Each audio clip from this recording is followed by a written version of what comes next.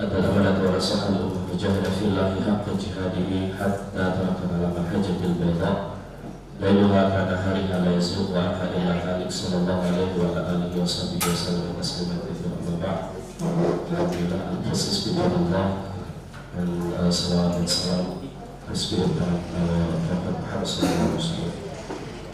Inshallah, this session, talk 5, will rise the title about the role of artificial intelligence in Islamic economic and finance. Actually, I'm replacing the moderator who's supposed to be Miss Winnie Dian Safudri, but for some reason she unable to be here. So today on this talk will be your moderator for the next 1 hour discussion, inshallah. So this talk will be presented by Professor Dr. Muhammad Sabri Abdul Majid. Me, Muhammad Shawki bin Ahmiyah, will lead this session. Before we proceed to the presentation, allow me to read a few brief CV of Professor. So, Professor Sabri from the Faculty of Economic and Business, Universitas Syafi'iyah University.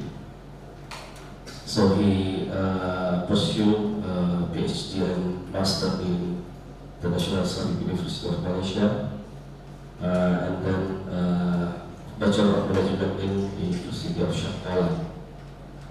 Area of interest in Islamic economic, banking, finance, financial economic, economic. He has series of working experience since 1994 as a lecturer until now. Also, he has received series of honors and awards as well, and then the most recent award as the best lecture award at the University of Syafi'iyah. He also the coordinator for the PhD program in economics at the Faculty of Economic and Business, University of Syafi'iyah. So also he is at the moment chairman of Aceh Sharia Council, the one in Sharia Aceh.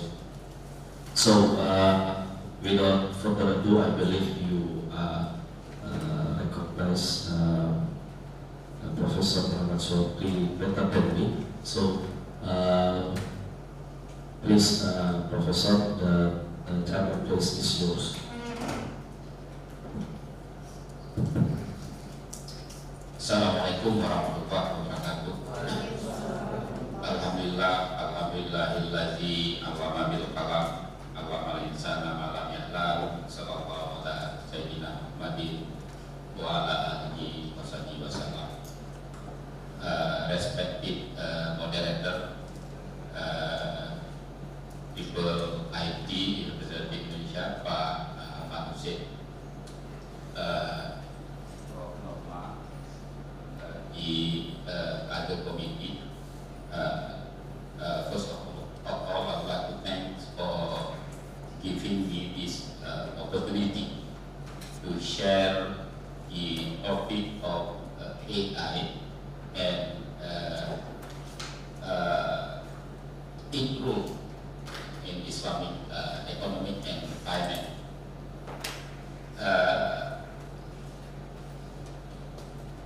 The topic of AI, I think, we discuss about man-made intelligence.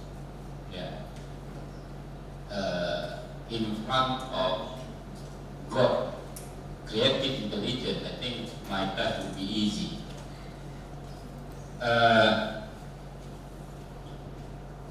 I start here with the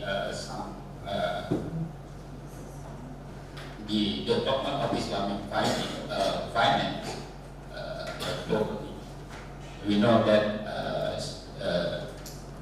it has been growing very fast, particularly the Islamic banking constitute about 69%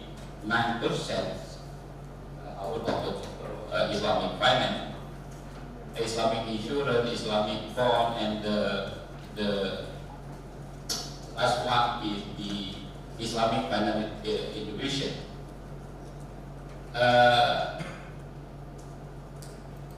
This is the trend that the Islamic finance industry continue to grow in 2022, although slowly than in 2019. To be, it has some relation to the COVID-19. But overall, the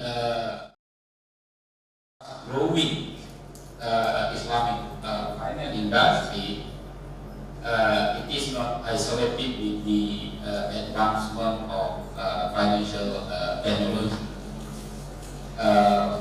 The latest focus on this about financial technology, discuss about AI, artificial intelligence. The technology becomes more important nowadays. It is very much related to the number of people who are connected to the technology. Example, earlier, this is the data of Indonesia. The biggest Muslim populous country. Out of 70 to 6 million, 0.4 millions, 355.8 millions, basically they are connected, they have mobile cellulars. Could be one people. One people may have more than one mobile, one handphone.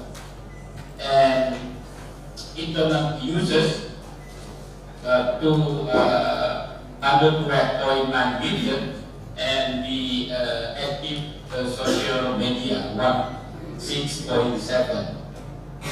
So, in other words, those who manage all the media or the technology will have more powerful, right, to control the market. Okay, I have many slides here. To save the time, I just focus on some relevant slides. We look at the digital banking evaluation here. Start in 1998, discussed about email, internet banking, database. I remember that the first time I get the email account, I think when I was in Malaysia, registered as a master student, I think around 1997. The first time I got email account.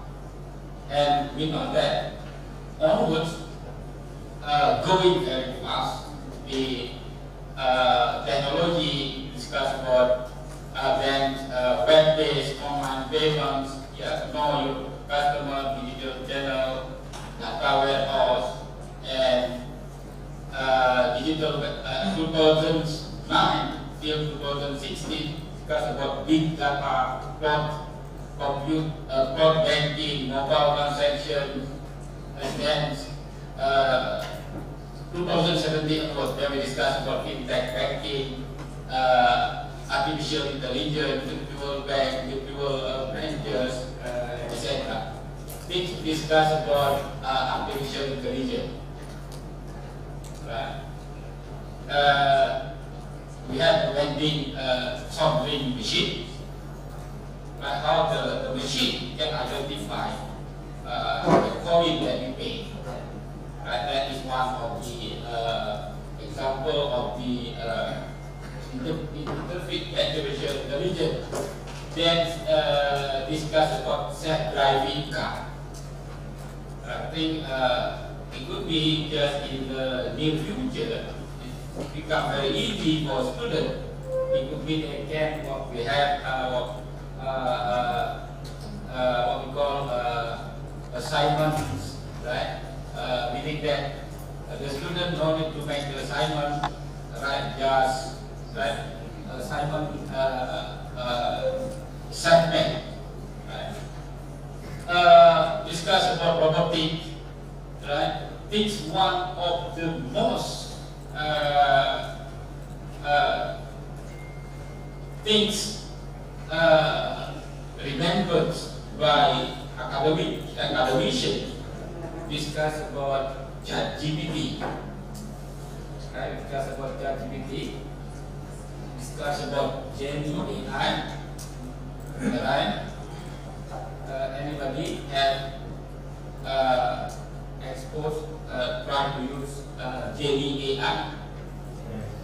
I mean, GenAI, I think one night you can produce 6 or 7 articles, right? And complete with the references, right? ChatGPT, etc. Right? This is the what we call the example of AI.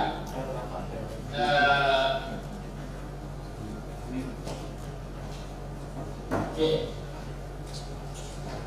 This discuss about virtual assistant, right? Whatever we need advice, we just connect it to the technology devices, schedule management, customer services, social management, right, and etc. Okay. If you look globally, which country have adopted more of the AI?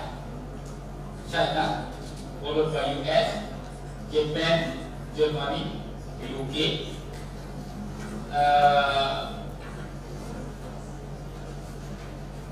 In terms of corporate, we have NHS, etc. Industry solution. We will discuss about platform infrastructure. Discuss about Google platform, Amazon.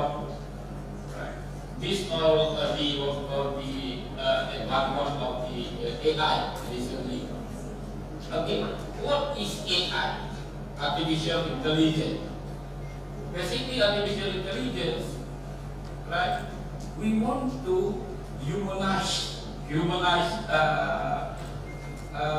machine. We want to humanize computer.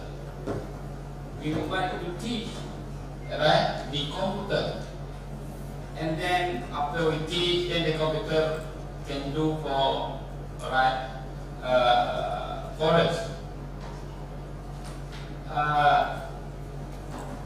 Artificial intelligence is a simulation of human intelligence processed by machine, especially computer system. Specific application of AI include expert system, natural language processing, speech recognition, and machine.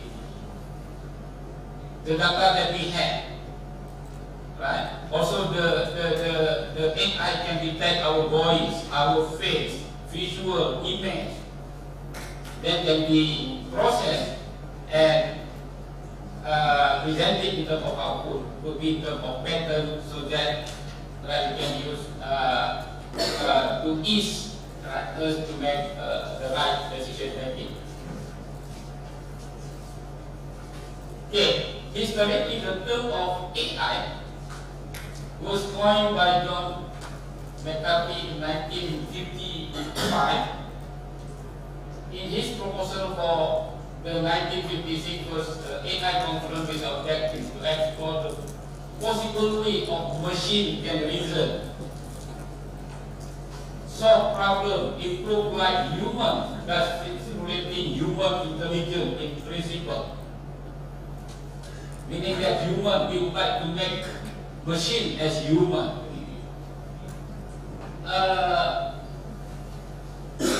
The AI, basically, its resurgence of interest has been mainly due to the advance of big data.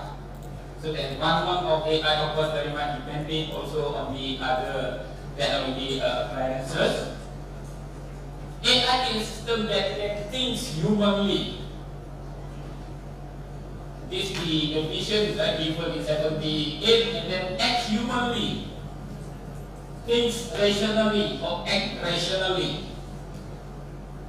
We would like to create machine to replace the human being. But of course, yeah, human still human, machine still machine.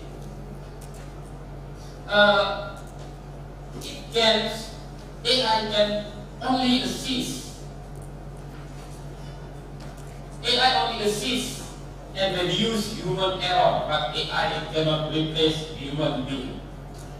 I have an opportunity to chat with ChatGPT. I asked the question. I asked, don't you yet? I asked, do you think that you are clever enough? You are answer all my questions, even though the reply is incorrect. He said I was meant to respond to the question. And then I asked, are you a handsome guy or beautiful girl? No, I have no face. Right? I have no face. Right? I have no physical, right? What we call, right? Image. And then I said, if you are not, you have no physical image, then you are a ghost, hantu. He said, no, I am not hantu. And I said, you talk too much. When you are going to stop? Then I got laughing. He said, right, reply when you are no longer asking me, then I will stop. When I go. That is ChatGPT. Right? Okay, when we discuss about artificial intelligence,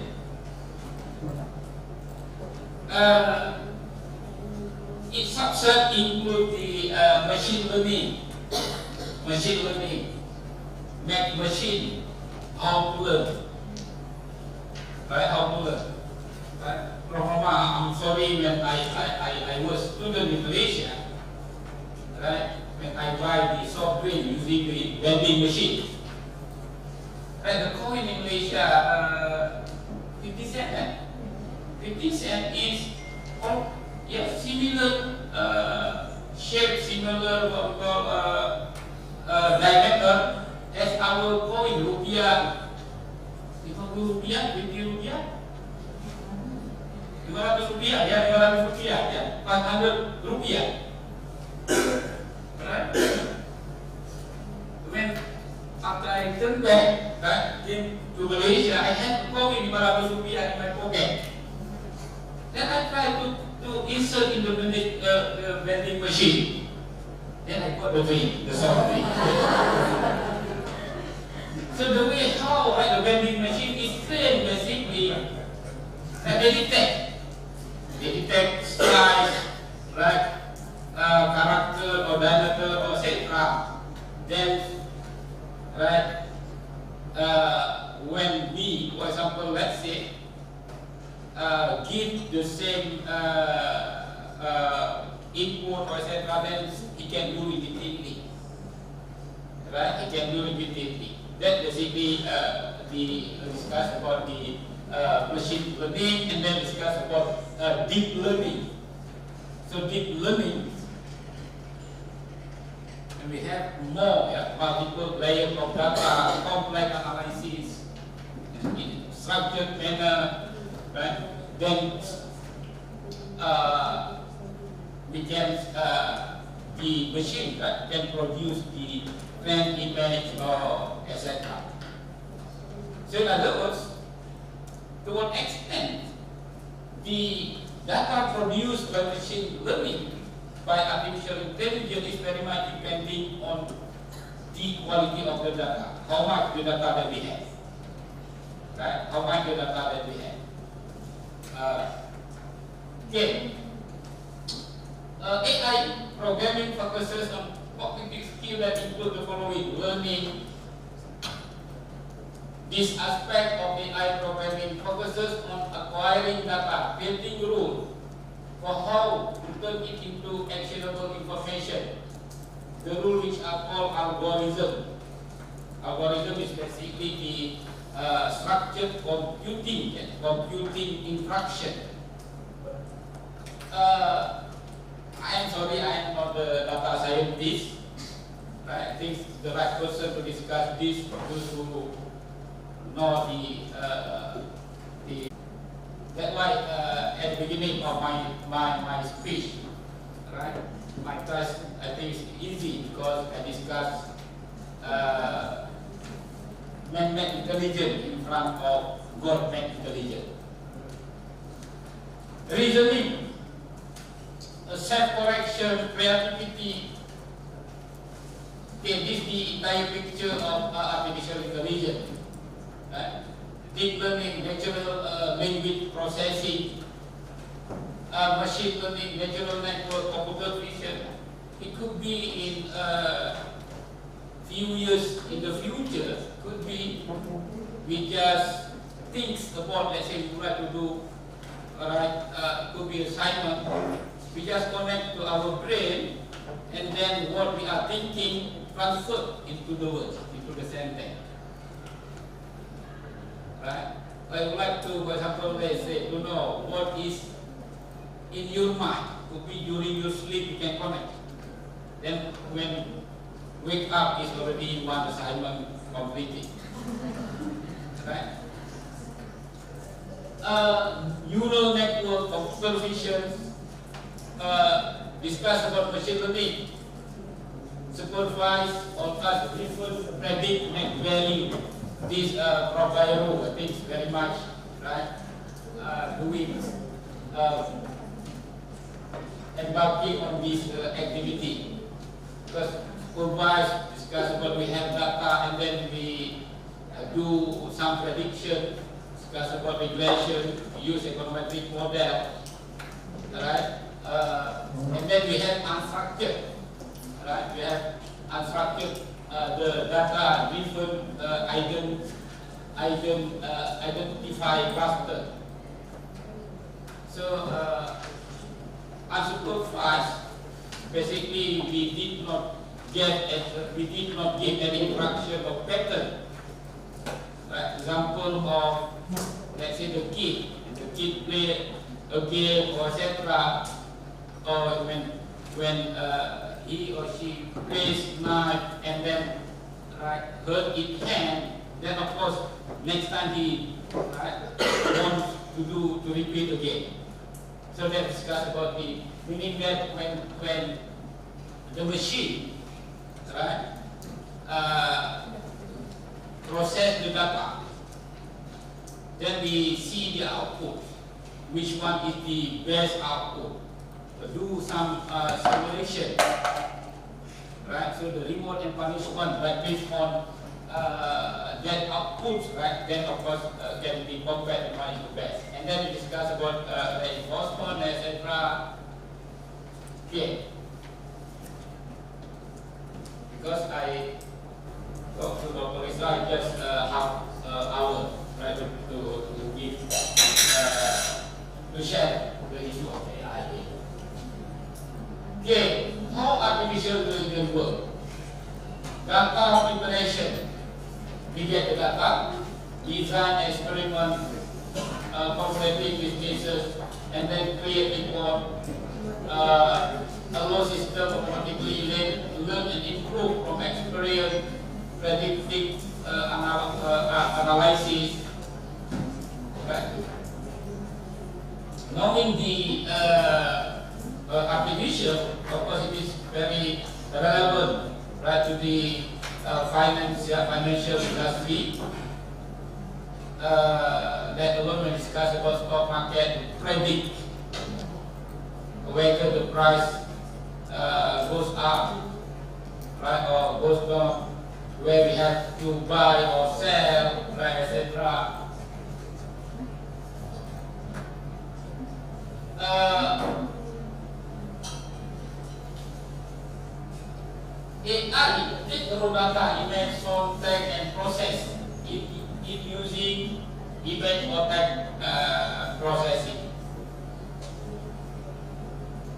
AI thinks about information it has received and how it relates to what it recognized and has learned previously. So that's why the more, the higher the quality of the data that we have, right? And of course, right, the better the outcome given by this AI. And then, right, etc. Okay, this is the process. Data generating, data stored, data processing, actionable, insight.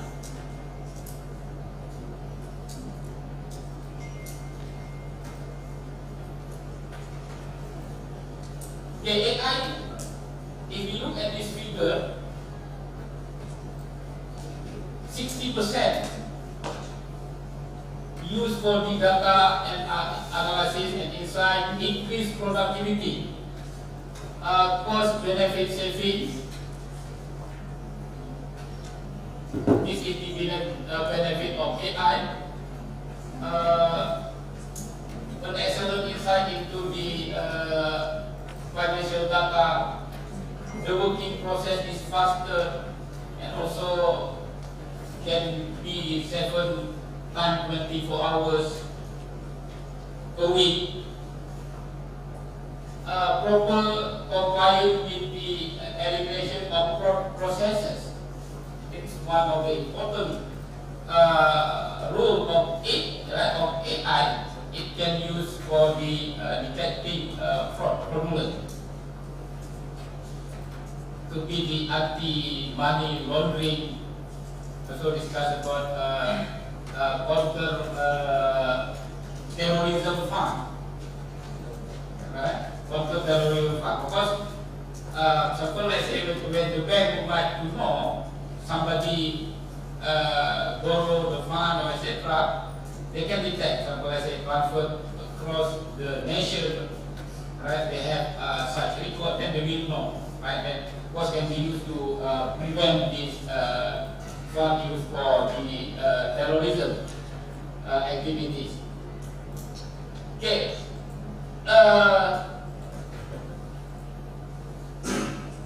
Another benefit discussed about credit card and loan decision.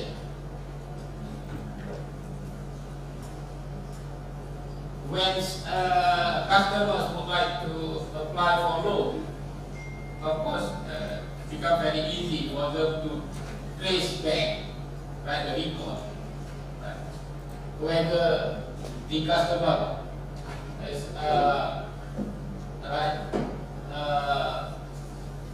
could be given the loans proposed or not.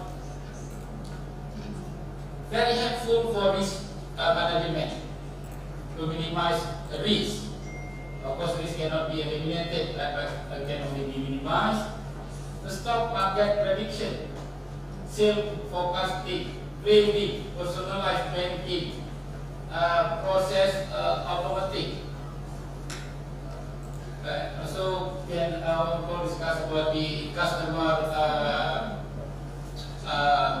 enhance the customer satisfaction. When the customer has a query, have queries, of course, discuss about chatbot. We just post the query that the chatbot will reply. Right?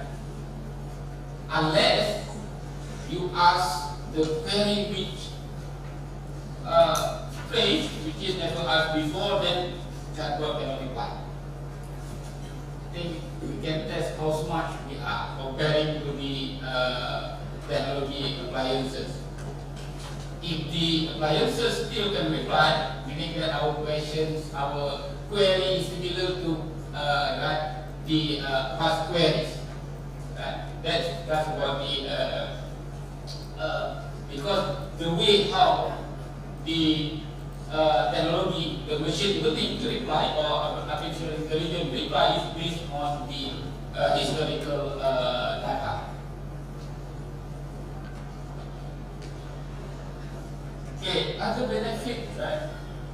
discuss about, I mentioned customer interaction. Right, customer interaction.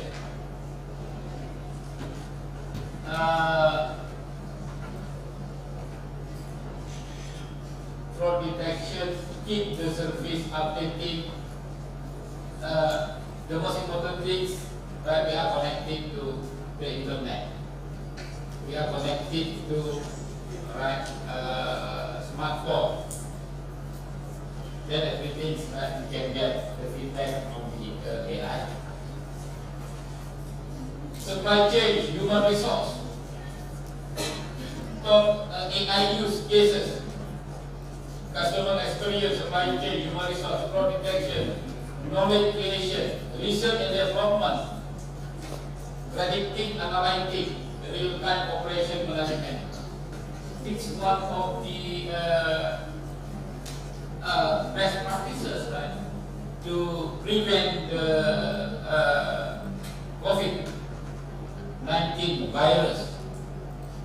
Right? Look example of Korea. Right? The way how people is connected to right, their smartphone, and then the government can trace where they are moving, right? Then can they can detect whether they are infected by virus or not. If yes, of course, then the next step can be taken up. By 2020, digital banking penetration will climb to reach between 75.8% to 78%. Is due to the AI. The aggregate potential cost saving for banks from AI is estimated 448 billion. 80% of banks are aware of potential benefit presented by AI. Of course, discuss about the challenge here. Later on, you can look at the slide, right? So AI, according to the report, right, replace about 40 to 50%, right, the labor force. So this the challenge in the future. Right, whatever we are doing now is replaced, right, by the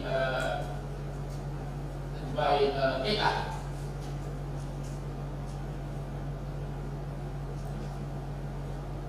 Okay, AI Islamic finance industry.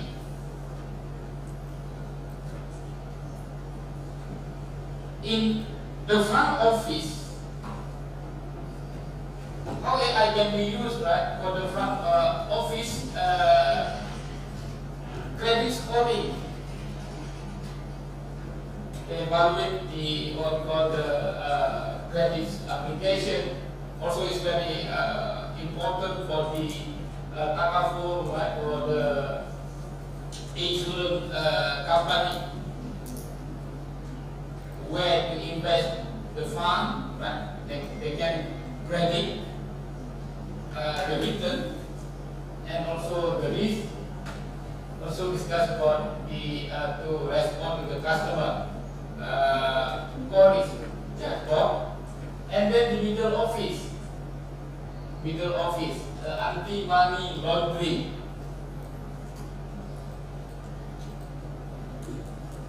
Last year, right, about $5 billion US. The banking industry has to pay fine, right, because involving in these activities. Counter terrorism fund. Know your customer and fraud detection. Sentiment analysis. So AI can be used, for example, let's say to predict the customer behavior, or to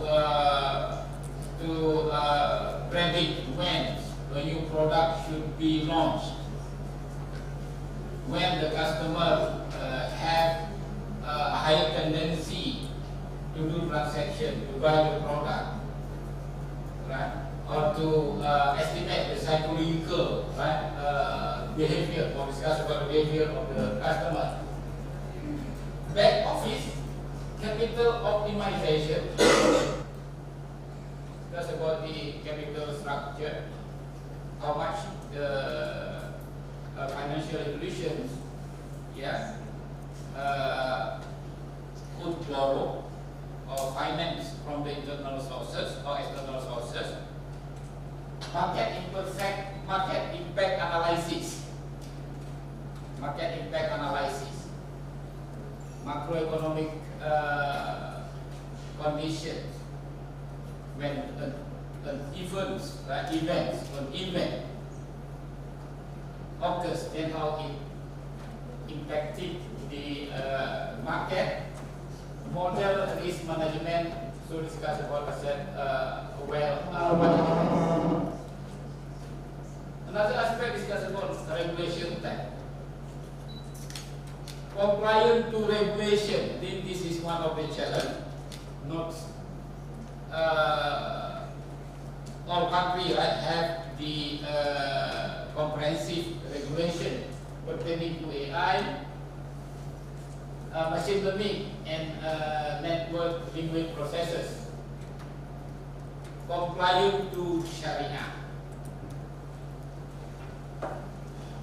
Because one of the issues, right, when the machine learning process the data, whether the data is privacy, right? Whether the what we call some privacy issue, right, discovered. Supervision, technology supervision for regulated data for phone device new regulation, standardized bodies, right, in Islamic finance. Overall, AI, right,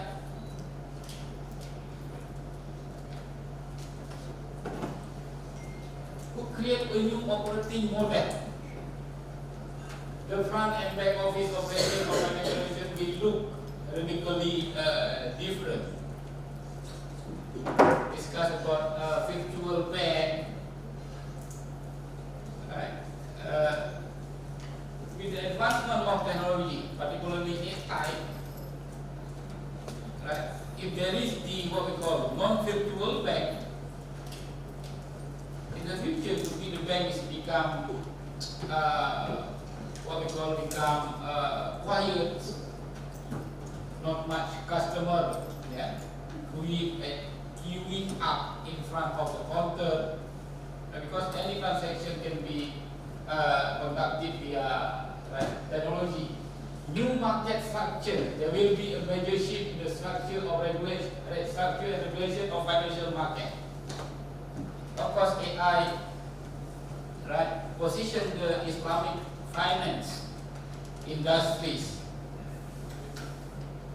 right, in the what called have to compete, face fierce competition, aggressive competition.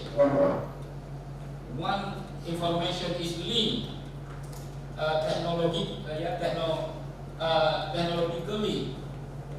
Then of course, if we look at the, for example, let's say the banking system, we may categorize banking system under the market structure of oligopoly.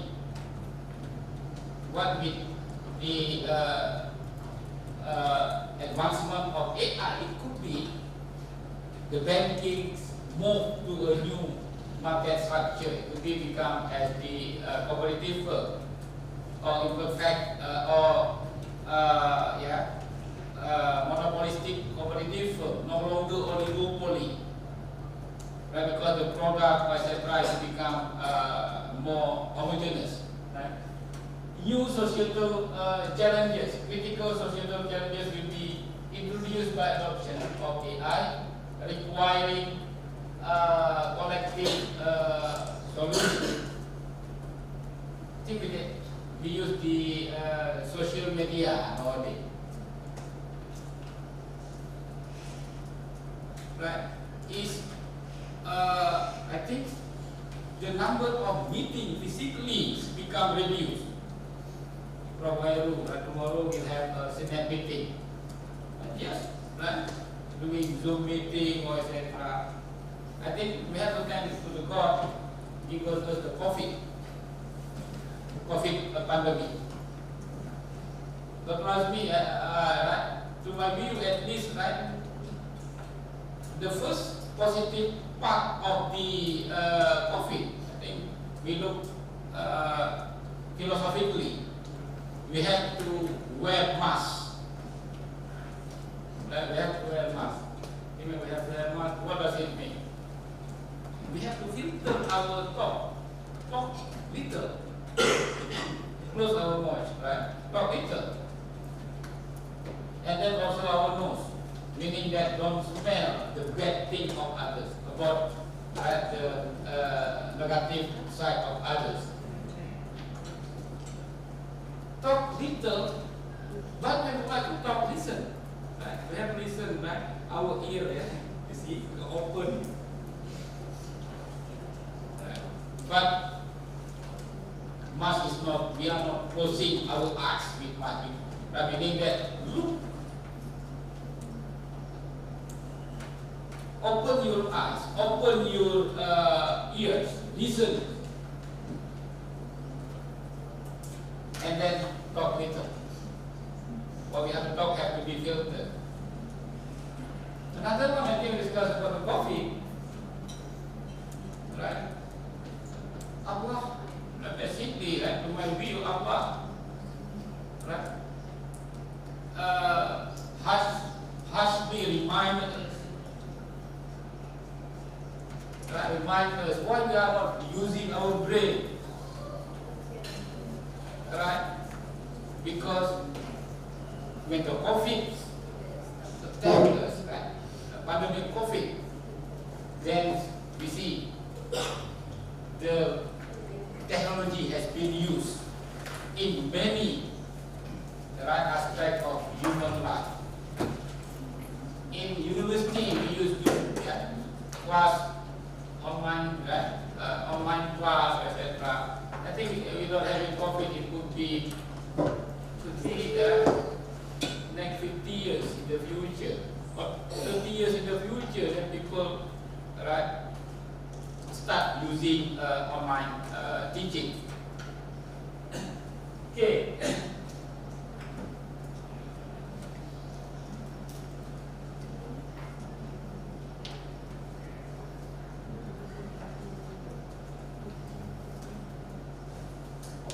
AI to contribute to the Islamic finance industry,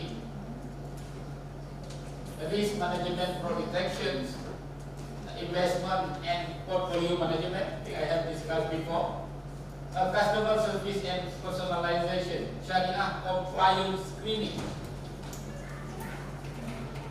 Because we know that we discussed about the stock, right? Islamic stock. Malaysia, also in Indonesia, every 6 months, the stock is evaluated by Dewan Syariah Nasional, Syariah Supervisory Council, whether still in line with the principle of Syariah or not. If not, then drop from the list of Islamic stock.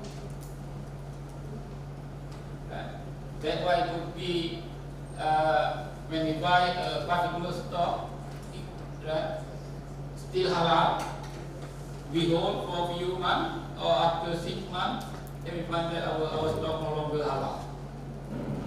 Right, because they have evaluation, the Sharia screening process. So with the AI, of course, this process, right, can be done fastly and easily. Also, it could be the AI also can predict. For example, say, okay, I would like to buy this halal stock. So the AI can predict, okay, this halal stock in the next 6 months no longer halal, but after 2 years in the future become halal.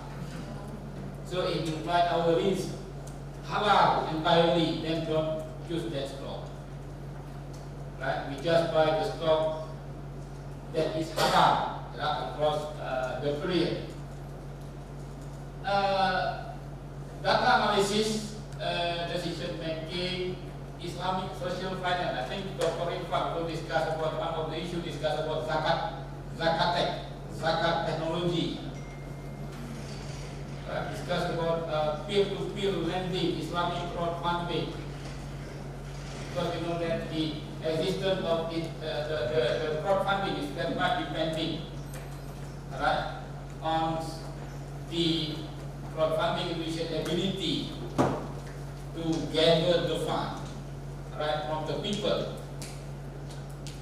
Of course, AI can predict the pattern. Example, I say, looking at the people who should be approached.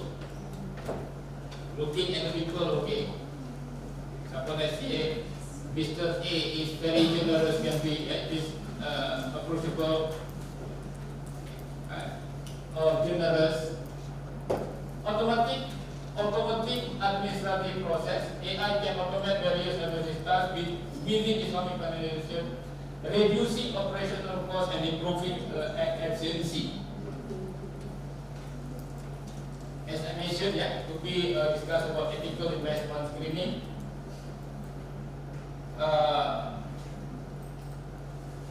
We discussed about green stock. From the perspective of the West, we can predict the firm that may no longer considered as a green firm. Discuss about environment, right? Destruction, because involved in activities that harm the environment, produce pollution. Regulatory compliance. It's one of the important discuss about product development and innovation. Comparing to the Islamic banking product, when we look at, example, let's say the insurance, right, the takaful product is less innovative. Of course, what we call integrating, right, insurance with wakaf or with social finance is become what we call more prospective in the future. Data security and privacy, ethical consideration, this is the challenge, and bias. Workforce adaptation and job displacement. It's one of the what we call the profession that have a bright future. Discuss about data scientists, which is very much related to the AI. Okay, this is the challenge, like technology and the data, the infrastructure. This based on the survey.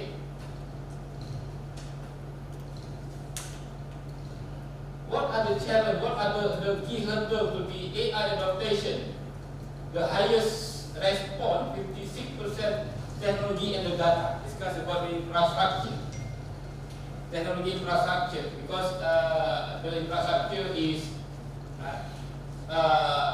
needs a huge fund, right, to finance, and ability to prove return on investment for the adoption of AI. Talent and culture, human resource, because about talented human resource.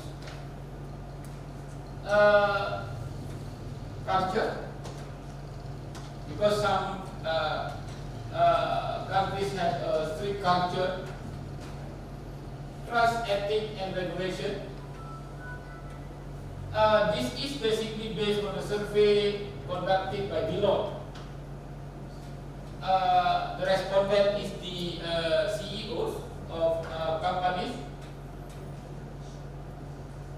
Identify several factors that can stall or detail AI initiative rating integration issue with scarcity of talent.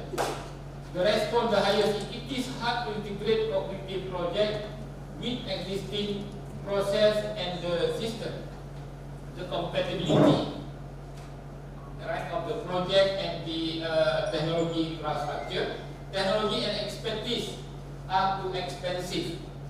Discuss about the return on investment, right, for ability, right, to prove the return on investment, managers do not understand cognitive technology and how they work. So meaning that, no, right, everybody would like to be manager. AI is very important. Right? If they are not understanding about AI, then right, do not hope that to be the manager in the future. We cannot get enough people with expertise in the technology. Right? For the Islamic economic, right? I think the what we call discuss about the AI or discuss about digitalization technology, right? Could be of course should be introduced, should be incorporated into the curriculum. Technology are in major. Technology has been oversold in the marketplace. This is among the what we call the challenge, right? According to the CEO. In terms of risk of AI that in respondents, a segment is most concerned about. So the survey basically, right, the respondent including the front runner of AI, followers started cybersecurity vulnerability of AI cognitive, discuss about the cyber attack. But if you look some references, even though, right, they said that one of the rule of AI could prevent the cyber attack by having the data, right, then they can predict when the Islamic financial institution could be attacked, right, could have a cyber attack. Problem a few months ago, right, particularly we are in Aceh face a trouble because the cyber attack of BSI, Bank Syariah Indonesia, right, because right, we are in Aceh, we do no longer have the conventional bank. So BSI is the major, right, the main player of Islam, of the bank in Aceh. It's about a week, right? It's about a week. 2 weeks, right? So people cannot withdraw the money or etc. Right? Cannot withdraw the money. But at least, right, this teachers don't only have one account for portfolio theory. Yeah, don't put the egg in one basket. So we should have more than one basket. Okay, making the wrong strategy decision based on algorithm, AI or cognitive recommendation, because this could be due to the data quality and data management, right? Erosion of customer trust from AI or cognitive failures. This was one of the challenge, right? When AI fails to produce an accurate prediction, it could be the customer, right, no longer trust the AI. That's why the quality of data is very important. The three core principles can have developing through AI ethical implication, discuss about impact. The moral quality of technology depends on its consequences. Risk and benefit must be weighed. Avoid harm. Advance the flourishing of people and society. AI should be used for the benefit of public interest. Justice, people should be treated fairly. Procedural fairness.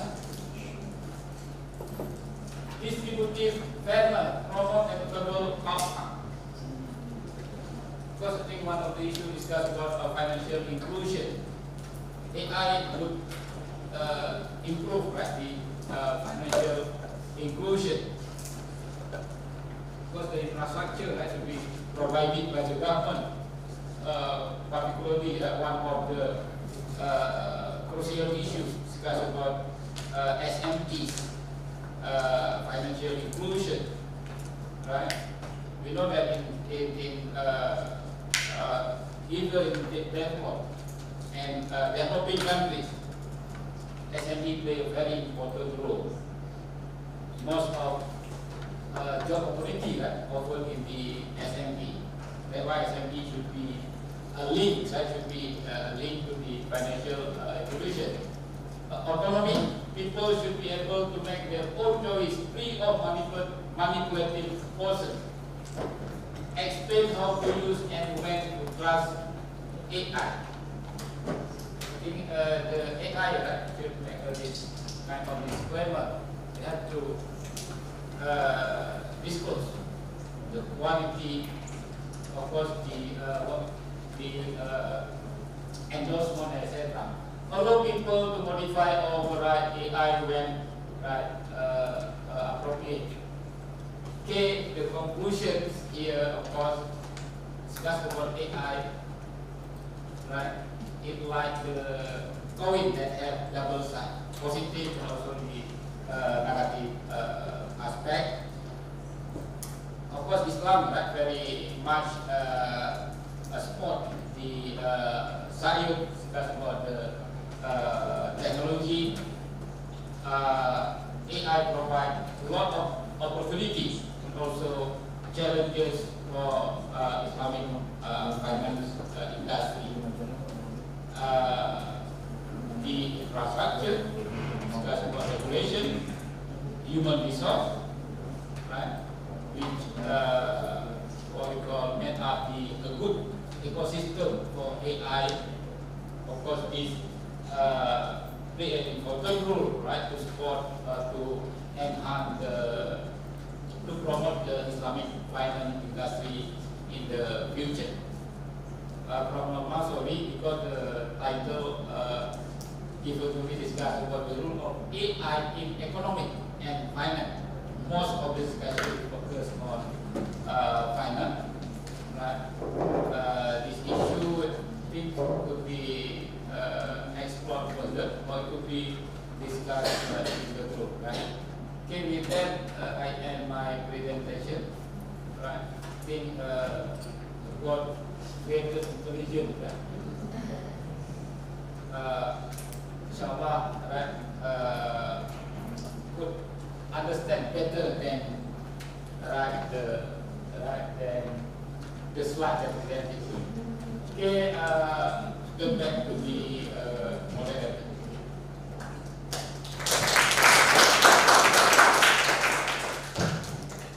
Thank you for the presentation, Professor Pri. Actually, this is a very fascinating topic, talking about the artificial intelligence, AI.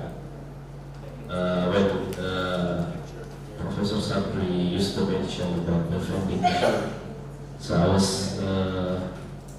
remembering my day in Saudi Arabia when I was bachelor degree in Medina. So the first day when we have a vending machine as well, so we have very tough discussion about how to ensure that this akad have the possession covered, because one of the objections in akad is we have to do covered.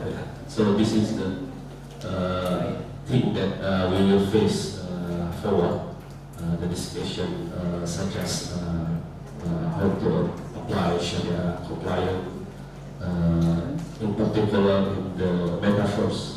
So this is the very fascinating, interesting topic actually. So now we are accepting the questions. So if you do have questions, then please raise up your hands. Okay, please, the brother with the batik shirt.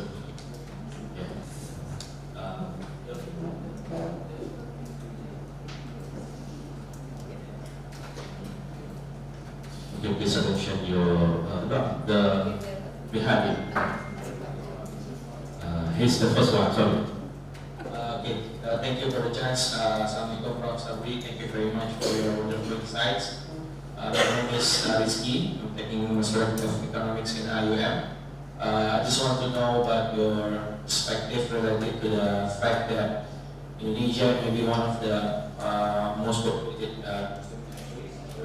Muslim majority countries, which by looking from the labor proportion is much higher from the hard skill labor rather than hard skill labor rather than soft skill labor. So by looking at the advancement of this AI, do you have any response or insight whether this advancement could affect positively or negatively to the economic structure of Indonesia or any other Muslim majority countries? Or do you have any suggestion or practical implication how to make our human capital catch up with this advancement of technology?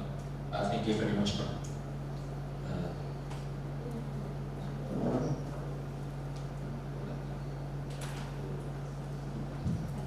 Okay, we are accepting another two questions.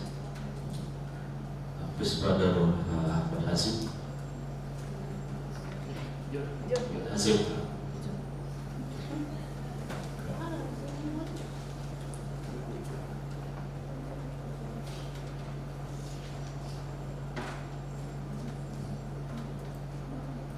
Assalamualaikum warahmatullahi wabarakatuh.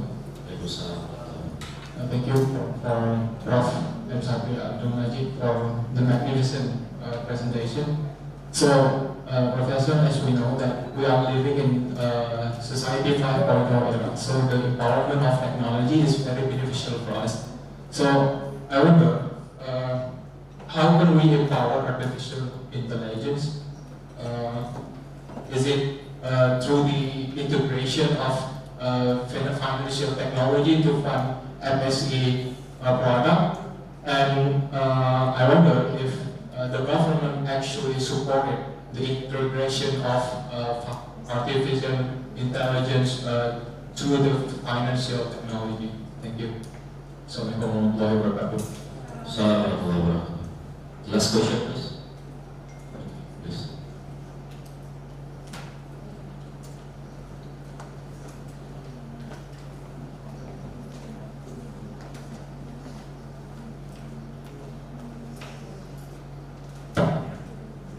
Assalamualaikum warahmatullahi wabarakatuh. Okay, my name is Isa Hamadu. Thank you, Professor, for the presentation. Actually, I would like to know about your opinion according to the evolution of AI. As we know that we have artificial narrow intelligence, artificial general intelligence, and artificial super intelligence. So it was predicted that in the future, machine can be more intelligent than human. So from your opinion, do you think that machine are more intelligent than human or human are more intelligent than machines? And the second question is about the new area of exploration connecting AI and financial industry. What are your suggestions about new areas of exploration? Research areas, I mean. Okay, thank you so much. Thank you for the questions. I think Professor Sabri will address all this question. Okay, to respond to the progress of AI, basically the government for the Republic of Indonesia already has a vision moving toward the national digital economy, right? And of course, with the advancements of AI, right? No country can close themselves to apply AI in the globalization era. Right? We cannot find what we call a closed economic system. So meaning that like on this slide, right, we have to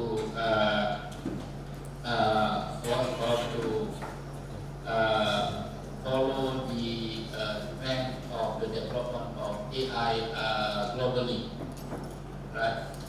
So in that perspective, of course, the government has to support, provide infrastructure. So let's say the free internet not only in certain point, but it could be right in many areas across the country. I think under the BRIN, the research nation, of course they started to focus on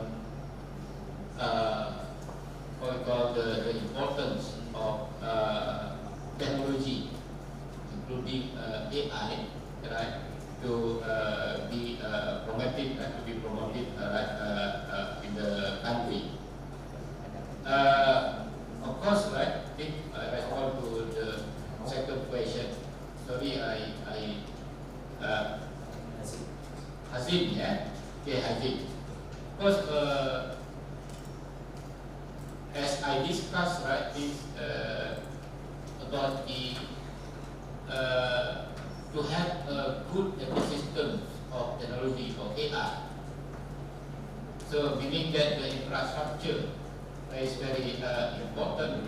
Of course, in that case, the government support, right? The government support, the regulation also. That's about the regulation.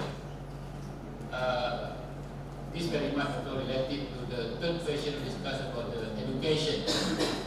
So meaning that many areas of study, right, could be introduced, particularly related to the technology and the support of the or discuss about quadruple helix, government, academic, discuss about the business and also society. Other people also say media also play important role. So how this introduction can work together? Government support, discuss about political will is very important, right, for a country, and also discuss about human resource. Human resource is the responsible of academic, right? Academician, discuss about the university, discuss about link and match, graduate produce, right, have to link to and matching the need of the business sector. Okay, discuss about intelligent future. Which one is more intelligent, right? Machine and human being? I think the same question. I think we can rephrase the question. We will discuss about machine is created by human being. We created the machine. Which one is intelligent, creator or creators? Yeah, the humans still, of course, intelligent, right? We discuss about because Allah has created us as the perfect human being, the best nature. Machine, right? Machine had no feeling, right? Machine had no feeling, had no emotion. Right? One human being have the emotion. We discuss about emotion. We cannot create a machine that has emotion, right? That has emotion. Unless I think the moderator mentioned that when the first time using the vending machine, discuss about could be whether it is Sharia compliant or not, because discuss about hijab kabul. known and accepted. I think in particular, right, in particular region, it could be discussed about the culture. It could be the vending machine so we create the vending machine when we buy, let's say when we insert the coin, right? Then the vending machine say, right?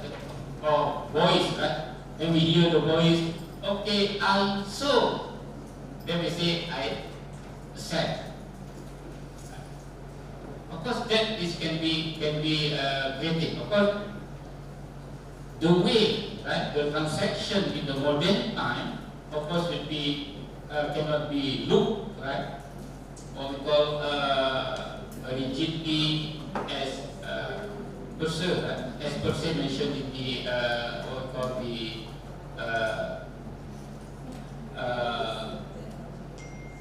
the hadith or the right, the Sharia injunction. Right? Okay, I think I will discuss about the I think one important the last point. The last point is what is the research area in the fintech or digital technology, etc.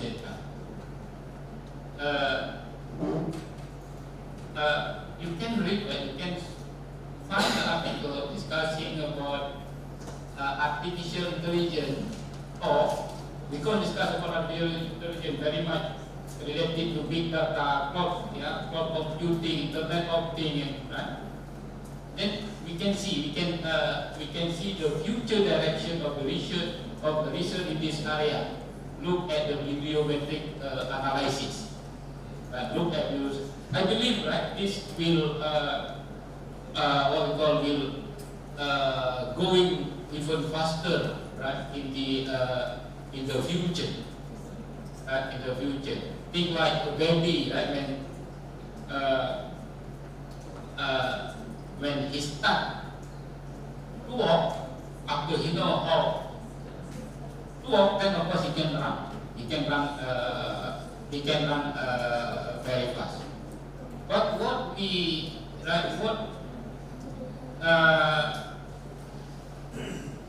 afraid of in the future, what is very much related to the FEBI issue, could be, brother, right? People can make order. I would like to have a person. I would like to have a baby or a person handsome like this guy, smart like this guy, right?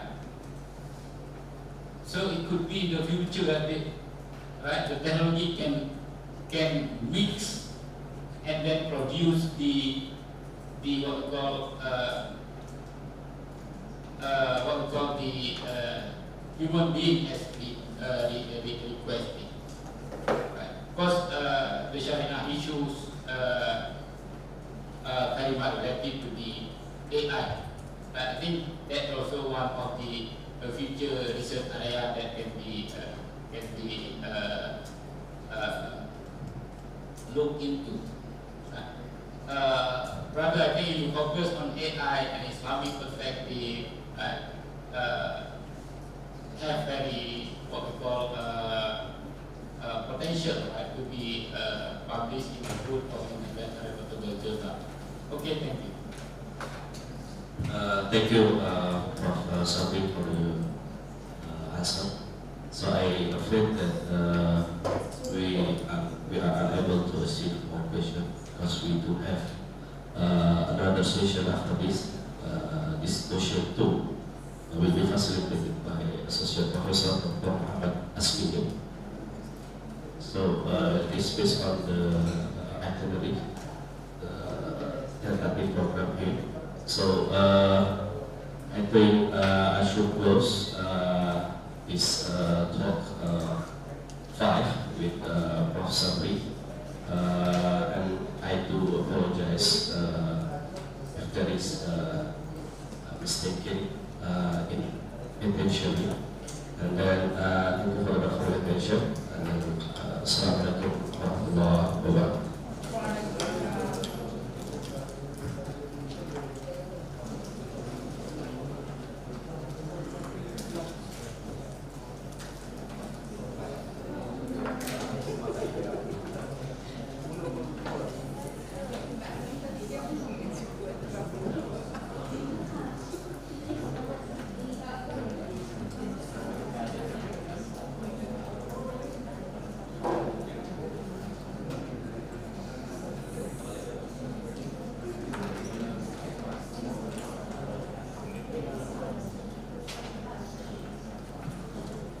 to all the participants, just a request like the committee members regarding the Wi-Fi, because the signal is not stable at the moment. So one of the way to make it stable is all of you try to switch off your Wi-Fi.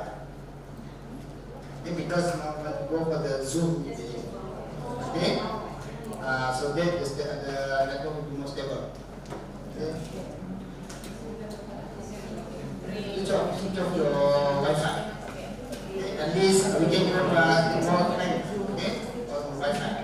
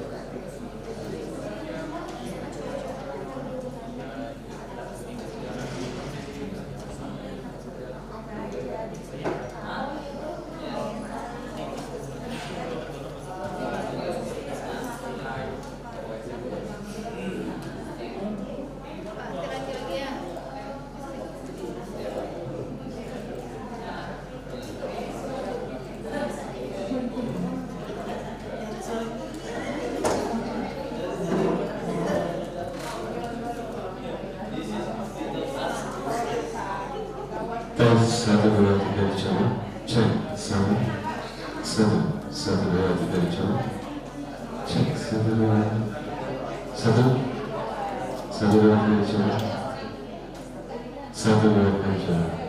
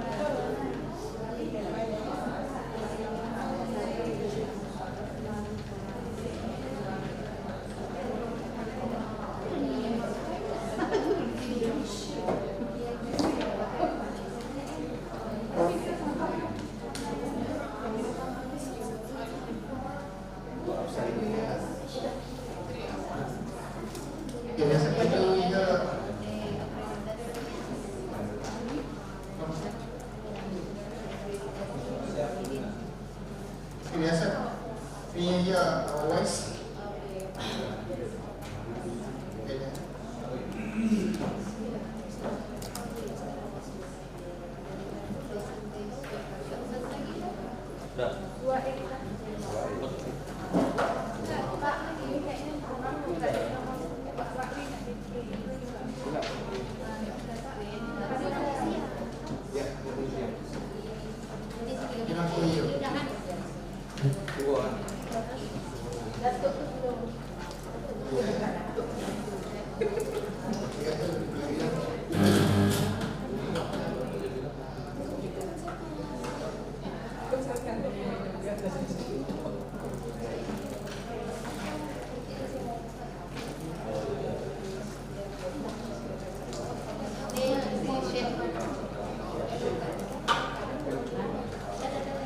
Oke, assalamualaikum, Brother Yasan. Just try to speak.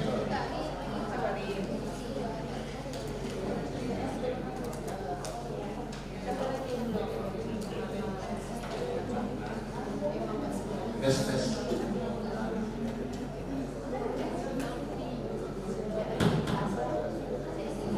Halo, tes.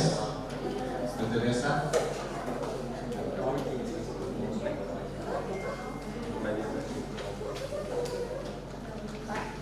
Halo.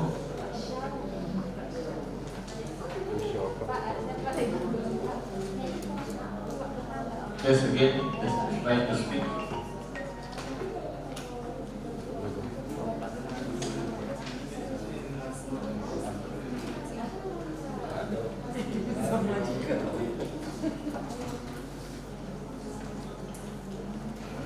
Halo, tes.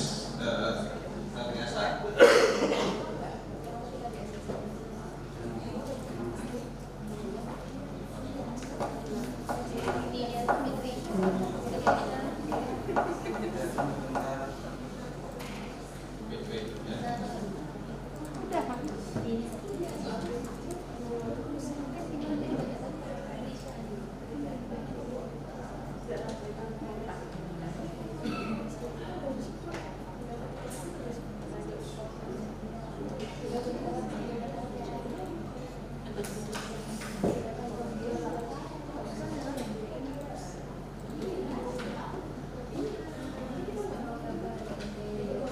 We wait for a while. The son is still trying to figure out why your voice is not here.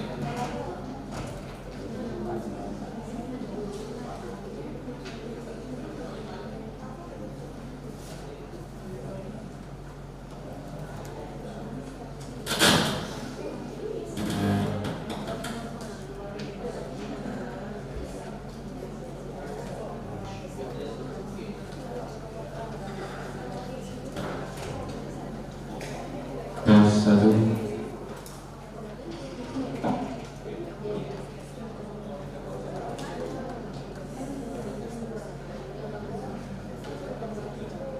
Maybe Hasan, we cannot hear you.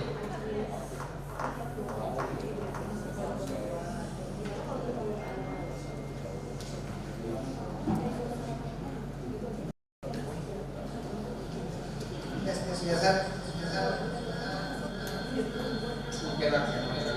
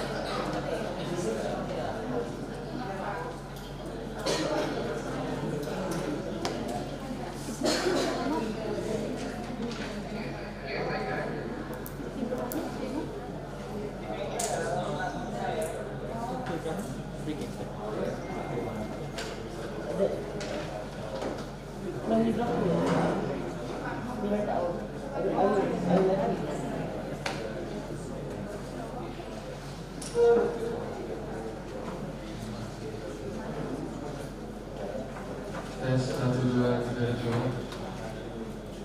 Tes tes tes 1 ya. Tes 1 2 3 coba. Tes 1 2 3 coba.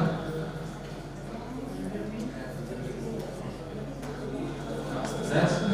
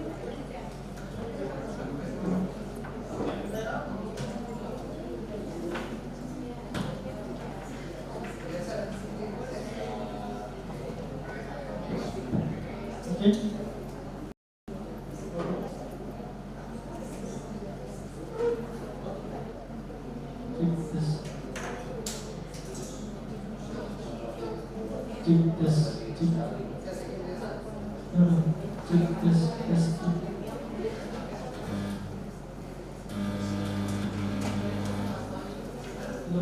Check. Yes.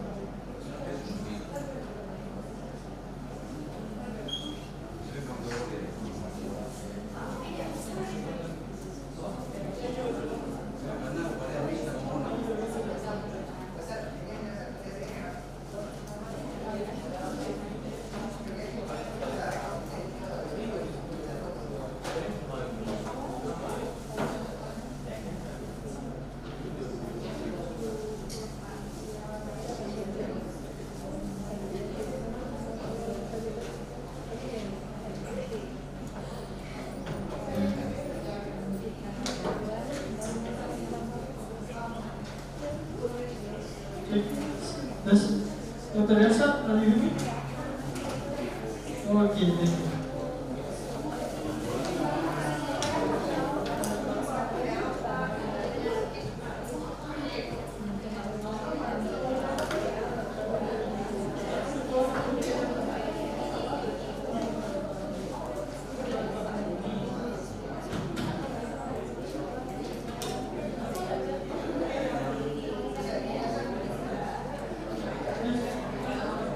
Please stop.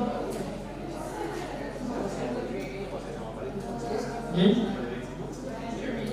Yes, yes. Okay, thank you. Yes, yes.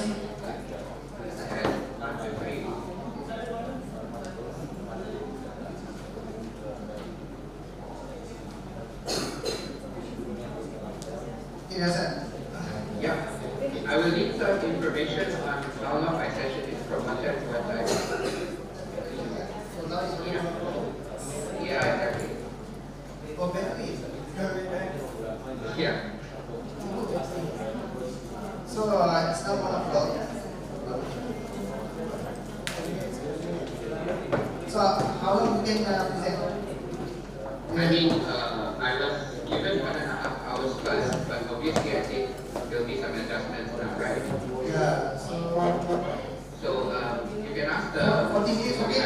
and I'll try and fit my presentation accordingly. Yeah, 40 minutes over to okay? How much? 40 minutes, okay? Yeah, 40 minutes. Okay, yes, sir. 40 minutes. Yeah. Okay.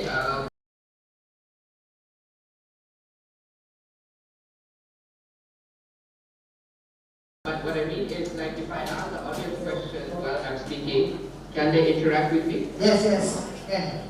Can. Can. Okay. Because I'm worried if I can hear them when they're speaking. So, okay, we start. Okay, now we have another talk by Dr. Vyasat. Dr. Vyasat is a lecturer in the Department of Economics. His specialization is in the area of Islamic economics. He's a head of debater in IIUM. So that's why he's the right person to talk about this topic basically. So for today, he's going to share with us the topic on how to deliver an effective presentation. So that's it. You are given about 40 minutes. After that, we can go for Q&A about 10 minutes maybe. Okay. Okay. So right. now the floor is with you. Okay. Okay. You can see your slides. Okay. Wonderful. I was just going to ask. Okay. Thank you very much. Ar-Raniry. Assalamualaikum warahmatullahi wabarakatuh, everyone. And first of all, my apologies because I was supposed to be there in person, presenting in person. But unfortunately, there were some visa issues and things like that, which, as a result of which I wasn't able to attend in person. And that will somewhat affect the way this presentation goes, but hopefully, I try to redo the slides in a way so that it's a bit more interactive. Okay, the idea of this is to be a two-way conversation, but given that I'm online right now and I just see one other device, I'm not too sure to what extent I'll be able to communicate with you as the session goes. Also, because my timing has been reduced by almost half, perhaps cutting down on the interaction may help. However, cutting down also would being that it's mostly one-way traffic. But let's see how it goes, and inshallah, we'll be able to benefit. Okay, so I'm not going to go too much into introductions. I'll keep that for later, because of the timing. And what I mean by later is later on. I'll tell you what my introduction should have been. Okay, and I'll give you reasons for that. But first of all, I want you to I want to start on an interactive basis, and I want you to ask yourself, how do you usually prepare a presentation? Okay, and I want you to try and describe that process through which you normally prepare a presentation, for academic purposes. So let's say that you have to present a proposal, or a proposal for a grant or research, or any kind of presentation that you are preparing. It could be your PhD thesis, it could be a master's thesis, whatever it is.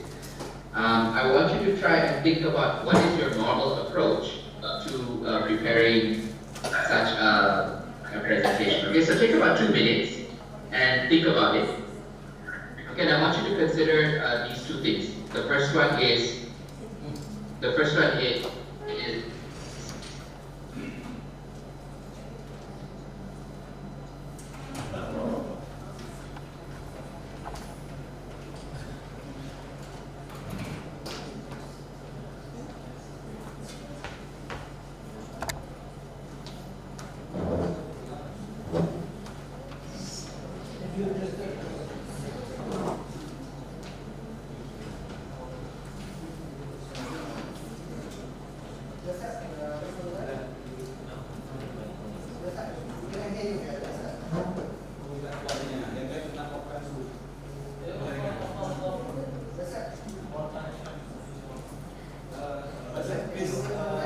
your Wi-Fi, because it's not strong, the connection.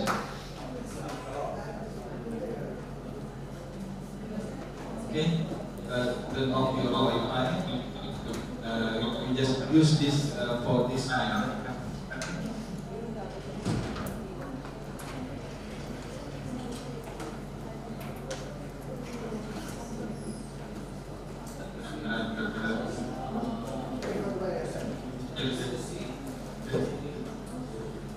Use this for this time. Okay, so if somebody in the audience is ready to speak. Okay, we are ready. Maybe. Yes, please proceed. Yeah?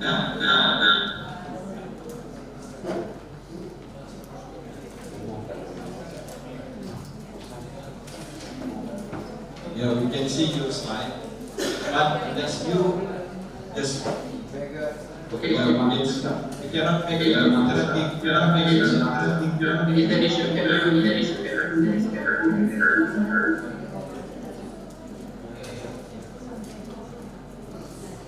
Yeah, can you see me? Can you hear me? Yes. Hello. yes, we can hear you. Okay, please proceed to the next. Okay. I actually stopped because I wanted to get some feedback from the students, but I don't know, from the participants, but I don't know if that's possible. Unfortunately, it is not possible. Based on the slide, basically. Yeah. Sorry? Yes. Unfortunately, it is not possible for interactive session. Oh, Just okay, talk okay. by yourself. All right. We listen to you. All right, so I'll continue. Okay, Okay. yeah, no problem. Perfect. Okay, so generally, what we do is we tend to start thinking about when we are preparing. We tend to first look at our main document, right? Like based on what we are preparing. All right, and what we do is we engage with we tend to design our slides in a very chronological fashion. So let's say we have our output in the form of a paper or a written document. And what we do is we start looking at the document and we go sequentially in the document and start highlighting some of the main points, right? And usually our slides, we start designing slides based on each of those,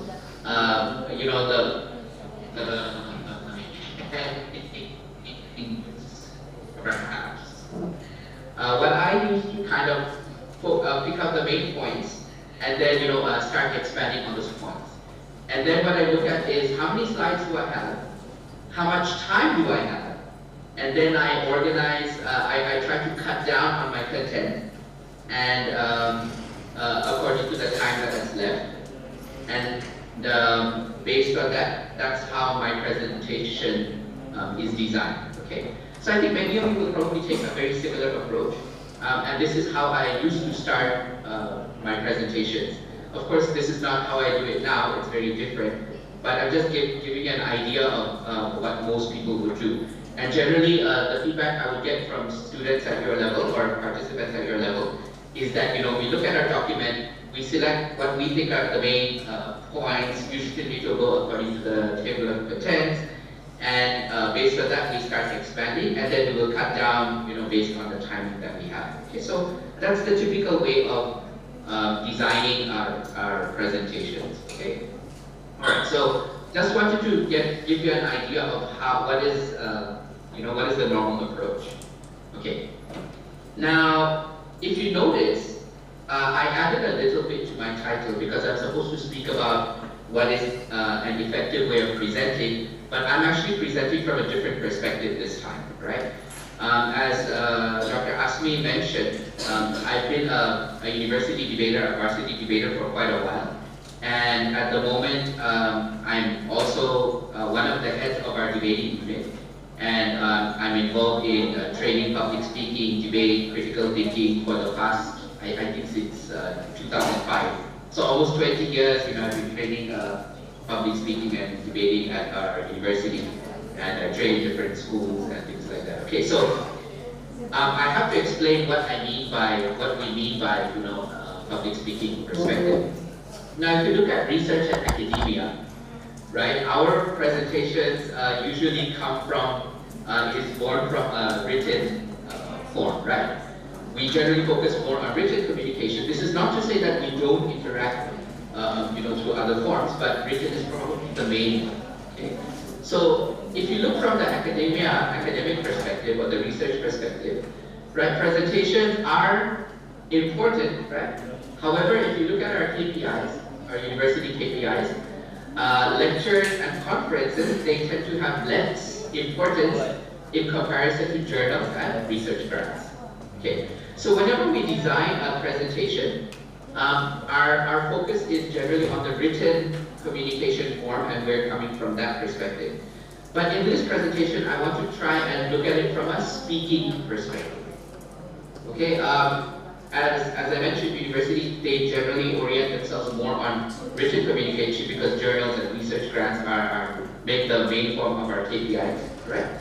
Whereas lectures and conferences, these also have a presentation element, but these are not the focus generally. Also, when we lecture, we tend to be more senior to the students, so you know we're a lot more relaxed in our approach to lectures. However, conferences, we do pay a lot more attention to our presentation, and but sometimes, you know, even when I'm attending conferences, I see a lot of issues with some of the presentations. Okay, so by looking at the debating or public speaking perspective, we're actually focusing a lot more on verbal communication. That means things that we speak, all right? And also, for example, vocal communication. Vocal is basically auditory communication, right? What we are able to hear. Okay, so this is what I mean by the debating or public speaking perspective.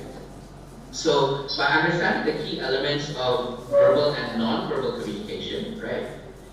It's critical in enhancing presentation efficacy by looking at some of the important elements of verbal and spoken and also not spoken communication, right? We're able to focus on some of the issues which can improve our presentation.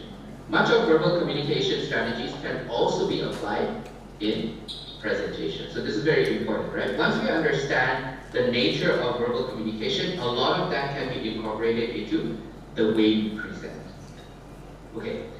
Now, here's another thing. This is also supposed to be interactive, but because it's not possible, I wanted to ask the crowd generally, what is the role of the presentation versus the speaker, right? And the question I would have asked you is, what do you think is the role of the speaker relative to the presentation, right? And generally, if it's about who plays a dominating role, which should play a dominant role, okay, in a presentation, then remember that it is always the speaker that is supposed to be the dominant entity in a presentation. Okay, so if, for example,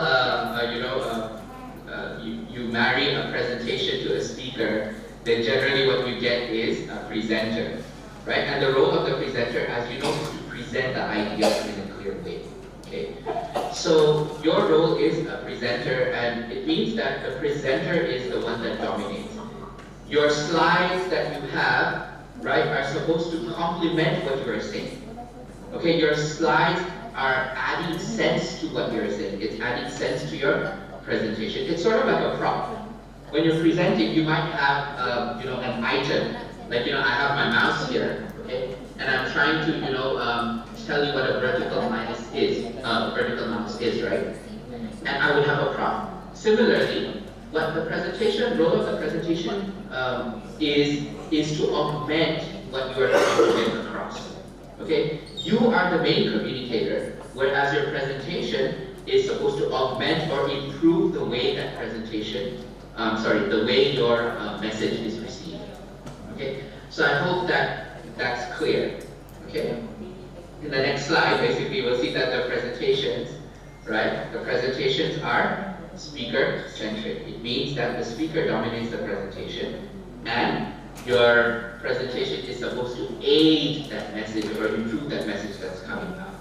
Okay, I think a lot of people have already known this. Okay, now let's look at because speech is so important, right? The next thing we need to look at is what are the fundamentals of any kind of speech. Okay, so any kind of speech that you deliver, regardless of the context, regardless of the type of speech, whether it's informative, whether it's persuasive, whether it's descriptive, whether it's narrative, all these types of speeches consist of three major elements, okay, and three basic fundamental components. The first one is matter, the second one is method, and the third one is manner. So let's look at each one of these and try to understand what they are. And once we understand what they are, we'll be able to, focus on these components individually and, improve the quality of our speech, and we'll also be able to improve the quality of our presentations. Okay, so that's the general idea of why we're looking at this perspective. Okay, so the first one is matter, and I think many of you have guessed that the matter is talking about the subject matter of your speech, right? What goes into your speech, right? And generally, when we talk about matter, it reflects the topic of your speech, okay? So, just to give you an example, a lot of the times, let's say that the topic for a conference is Islamic economics, all right? And I'm focusing mainly on Islamic economics here. But a lot of the times, what you will find is the topics that presenters often choose will be something like Islamic finance as opposed to Islamic economics, right? So, just like the research space has come to be dominated by Islamic finance, although it should have been about Islamic economics, right? This can also even happen in speeches, right? Of course, you can argue that in a conference you have different thematic elements, but I'm speaking very generally here.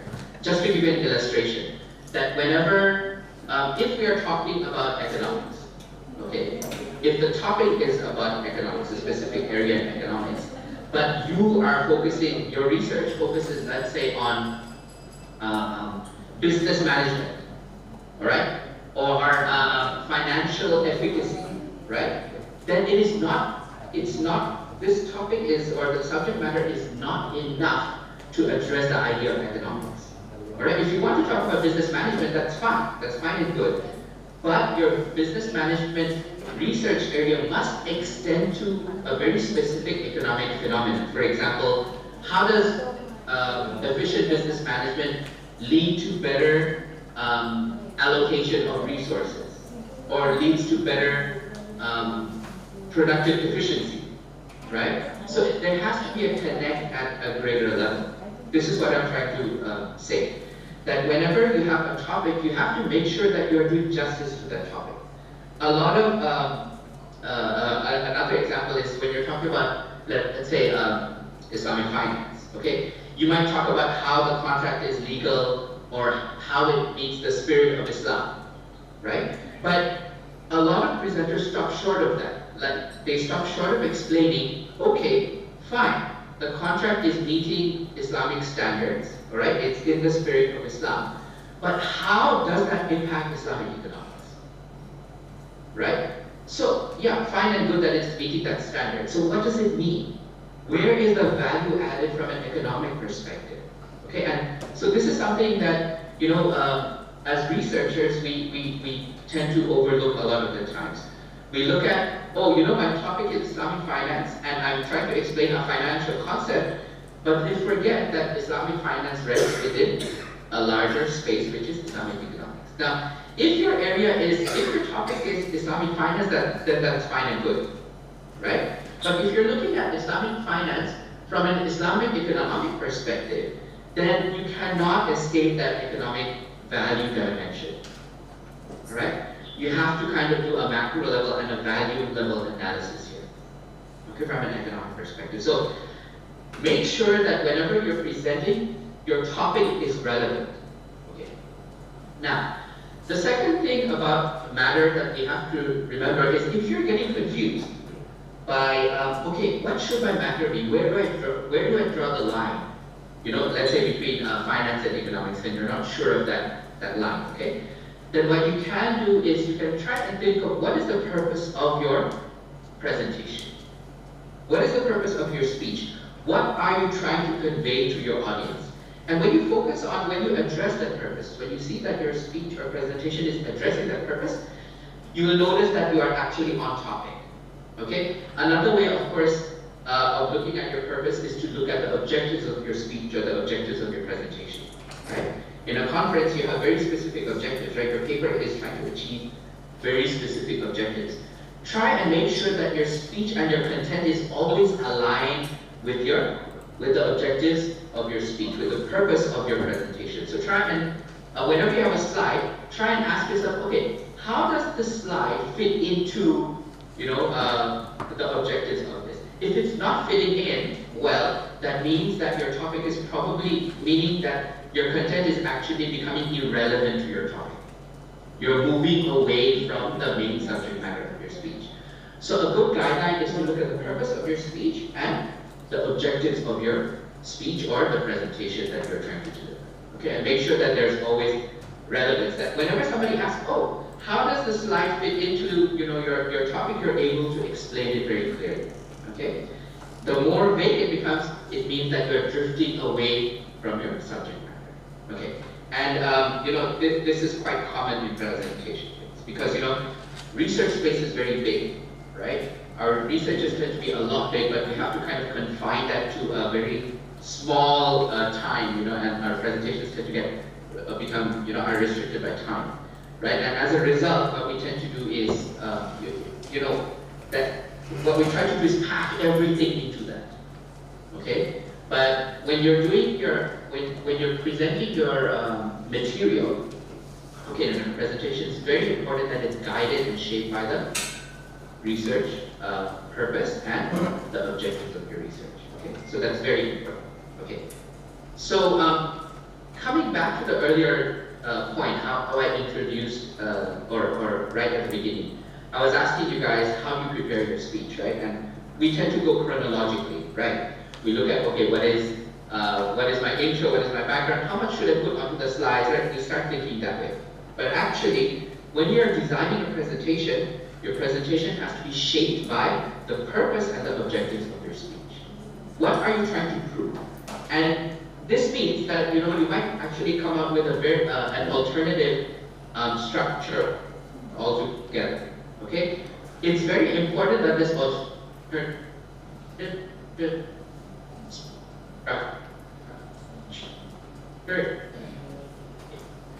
is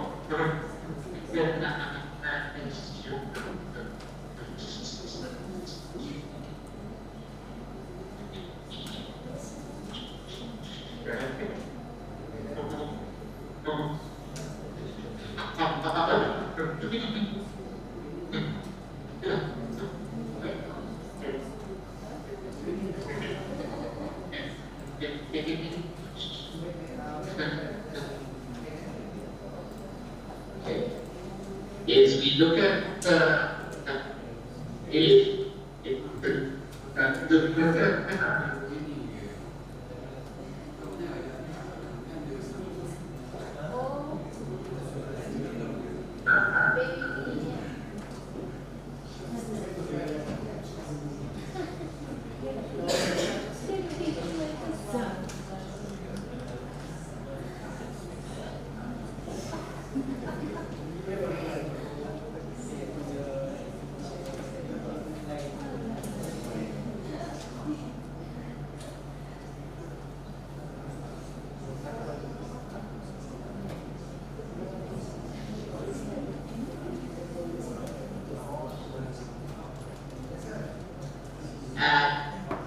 you know, what is the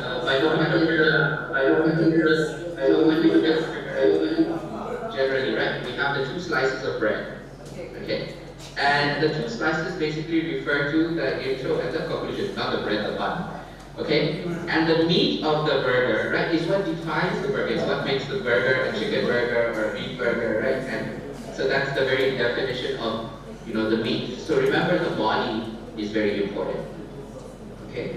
So whenever we look at the introduction, right, we have to make sure that our introduction doesn't take too long, right? We have to make sure that our conclusion also isn't too long. If our introduction is too long, then, you know, it means that our bread bun is really big, okay? And then we mess up our time, and then, you know, there's very little meat in your burger, right? Because you're not able to give enough time to the body of your speech, right? Which is actually the main part of your speech, okay?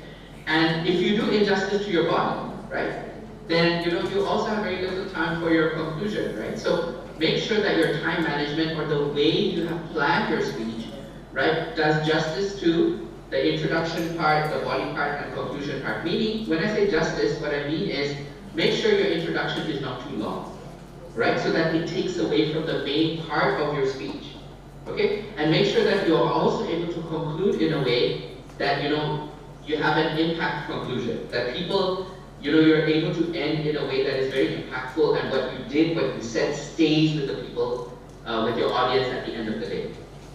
Okay, so whenever, you know, whenever you have a method, right, you have to make sure that you're paying attention to these 3 elements very carefully. Now, just to give you an idea of your time distribution, right, if you have a 5-minute speech, then I would probably give 1 minute, 1.5 minutes to the intro, and I'd give about 3.5 to 4 minutes to the body, and for the conclusion, I would keep about another minute or so, okay? So this is for a 5-minute speech. Okay, just to give you a general idea, okay, that's how you look at it. So in your introduction, what are you supposed to do? In your introduction, you have something called a power intro. We will talk about that more in detail later on towards the end. All right, but just remember that your introduction has to be a powerful one, and we will talk about that at the end, because, you know, I don't want to repeat. I don't have enough time, right? But generally, you will have a power introduction, okay? Something that grabs the attention of the audience. That's what it means. Then the second part is you will have a problem statement, okay? And this is where you talk about the problem statement of your research and things, all right? And then there's something called signposting, right? So when I say problem statement in the introduction, you're kind of introducing the problem, you're talking about the thesis statement, what is it your speech is going to show, right? And the final part is signposting. And signposting is kind of like a map of the structure of your speech, okay? For example, if I'm delivering a speech, in this speech, right? Then what I will tell the audience is, after my 40-minute speech is organized into 3 parts. The first part talks about the main aspects of a speech. The second part talks about the critical elements of effective communication. And the third part of my speech will focus on addressing some of the common issues people have when presenting. Okay? This is signposting. What I've done is I've given the audience a map of my speech so that people are able to follow my speech as I'm speaking. Alright? So signposting is very important, and I think as we go on, we'll be able to see why it's important. Okay? Alright. Then comes the body of your speech. And the body of your speech, I don't want to go into too much detail, but this is where you make your main points and your main arguments, and you're sharing your results and things like that of your research. Okay? And I'll show that in the next slide, so don't worry. And finally, you have your conclusion, right? Your conclusion is an overall summary of what you've said so far. And your conclusion generally is very circular. We always talk about introductions. We always talk about what should be in the body, but we do not talk enough about conclusions, right? Conclusions are also very important. As I mentioned earlier, it's about having a very impactful end. And how you do that is by making your speech or making your ending circular. And I'll talk about what it means, but later on in more detail. But generally what it means is that we end where we started. Okay, for example, if I bring up a problem statement, a thesis statement, right, that I'm trying to prove at the beginning of the speech, I'm going to end on how that thesis statement or the problem statement was addressed. Okay, that's what we mean by circular, meaning that I start where I ended. Okay, all right. So in the next slide, as you can see, right, this is a very simplistic approach to how you might want to organize it, but it gives you a good idea of how you want to organize a typically academic presentation. So in your introduction, right, again, I didn't, this picture doesn't show you the power intro, right, but it just tells you how to organize your academic writing, okay, or your academic paper. So in the introduction, you want to ask the research questions. You want to focus on defining your thesis statement. What is the problem? What are your research questions? What is the focus of this study? Okay? And in the body, you're going to try and look at your research results. Okay? Like what were the research results, and you will argue in favor of your results, or you're going to try and explain what the implications are. Right? And in the conclusion, you're going to summarize the key points, and you're going to talk about the significance of what this topic means. Okay, so generally, if it's a research presentation you're talking about, this would be a very general guideline on how to organize. Okay, just to give you an idea. Right? Let's go to the next slide. Okay, the final part. Okay, the final end, right, is the manner. And what do we mean by manner here? Right, it can be defined as the verbal and non-verbal execution of the content of your speech. Okay. And what that means is, you have your speech ready, okay? You have your presentation ready, okay? Now, how do you plan to, convey that message, right? Is what we mean by manner here, okay? So it's the manner in which you are able to deliver your speech or convey the message that you want to convey to the audience, correct? So what we mean by verbal is the spoken words. So this is one aspect of manner, and the other aspect is the non-verbal execution, all right? And I was, of course, going to ask some people of the audience to give me examples of what non-verbal execution or non-verbal communication is. But since we can't do that, non-verbal communication is basically the behavioral aspects of your speech, okay?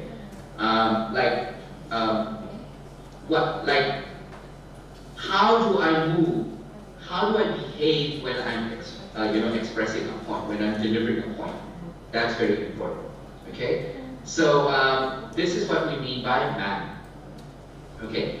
Now, if you look at, the next part of this is the second part of my presentation, right? It has to do with the effective communication, right? So an effective communication model involves three critical aspects, okay? The first one is vocal communication, the second one is visual communication, and the third one is verbal communication. Okay. Now, when we say vocal communication, right, we might think that it's the same as verbal communication. No. Okay. Vocal communication is what? It's auditory communication, right? When somebody speaks, all right, it's how I receive that information. So that's vocal communication, right? So another word for it would be auditory input. Okay.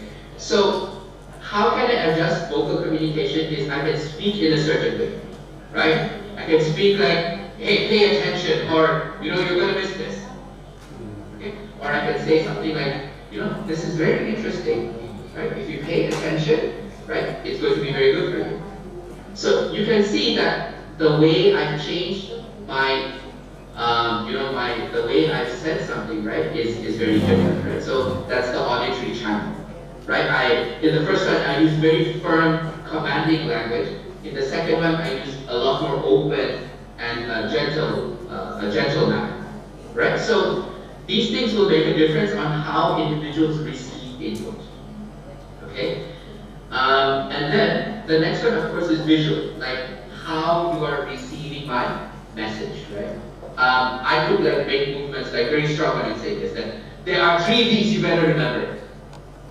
Okay? So my body language is very firm. Okay? I'm using a power move. Like when I'm using my fist, right? It's a kind of power move. If I do this, it's power. But if I'm using this, if I'm using my hands like this, I'm actually asking the audience. It softens the message a lot more, right? So if I'm doing this and I'm saying that, the 3 V's are very important, I need you to pay attention, right? I'm kind of asking you, right? But if I say the 3 V's are important, I need you to pay attention, the message comes out a lot stronger because of the visual cues I'm using, right? Visual cues are not only in my hands, okay? We'll talk about this also a little more, but it could also be my face. My face expressions can be very firm, right? I'm keeping a very serious expression here. Or I can keep a very animated expression, right? When I'm talking to you, I'm smiling, right? And that can also affect the way you receive that message, okay? The final one, of course, is verbal. It's the words that I'm choosing, right? I mean, a speech wouldn't exist, right, without the words that you're using in a speech, right? I mean, the very fundamental aspect is the speech is the words that you are using, right? So these are the 3 aspects of effective communication. Now I want to go a little way back, okay? Because I want to ask you which of these, right, is the most important. I want you to try and think about it, right? Which do you think is the most important, right? And if you go back, right, if you look at the 3 M's, right, of any speech, right, the first one is the matter, right, like what we're putting in the speech, and that of course means what are the words that we're using in the speech, okay?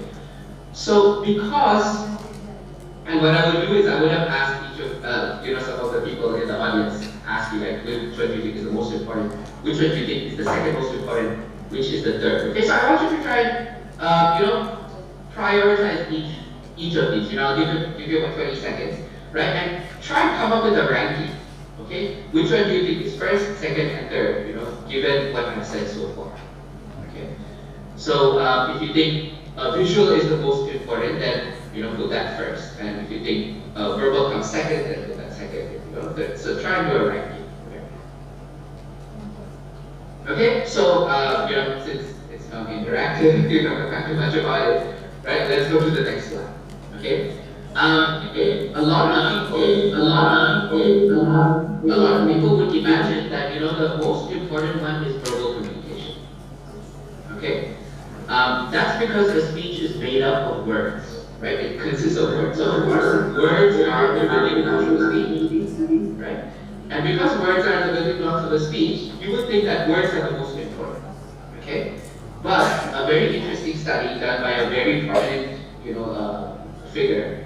He's an academician, right? His name is Ar-Raniry.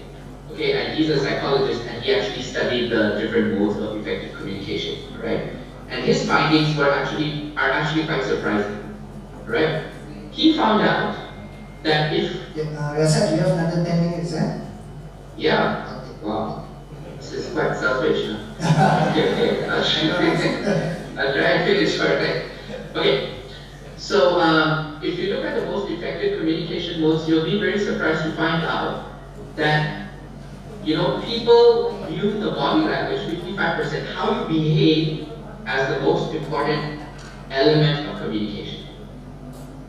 Okay? I want you to try and take this in, right?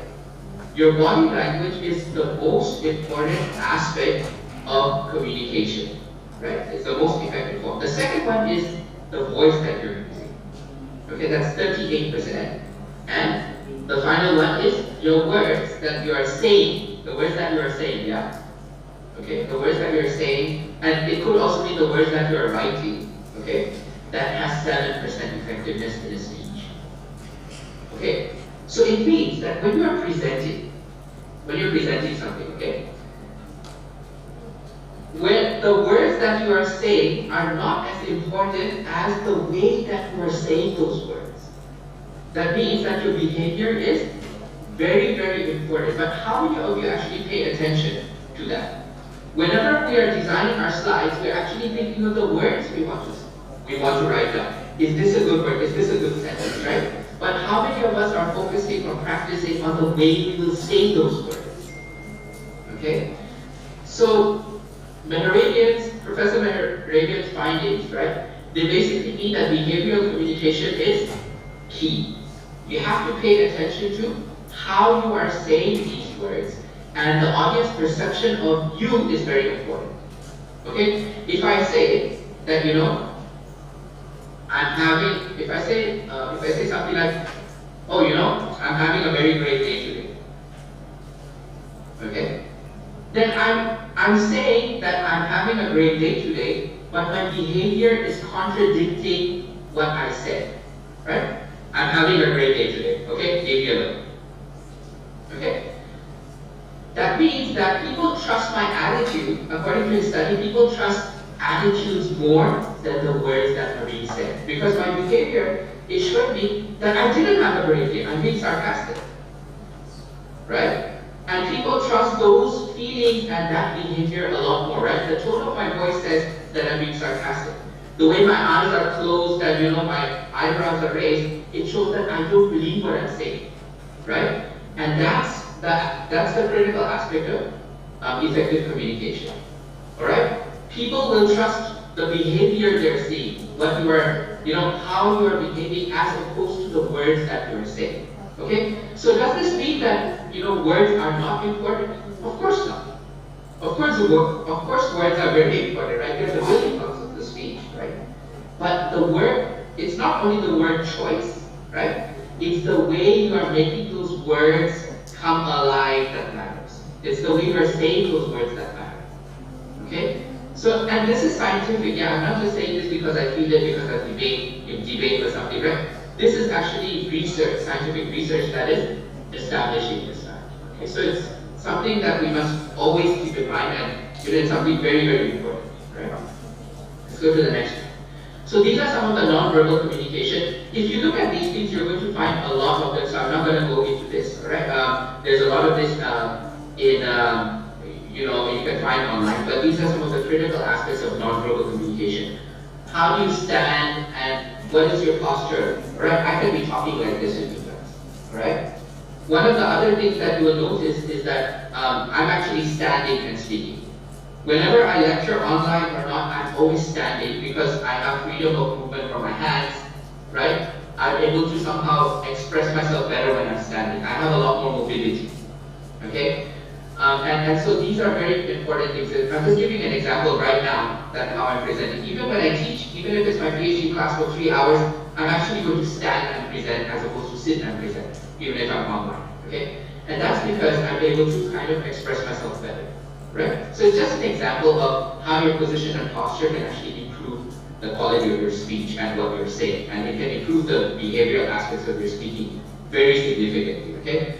When I'm standing, also my hands have a lot more freedom, right? And remember, if you go to a country where you do not speak the language and they do not speak your language, you're not able to communicate, right? the first thing that you're going to try and communicate if you do not have technology, if you do not have Google Translate or some device on you, right? The first thing you're going to turn to is your hands.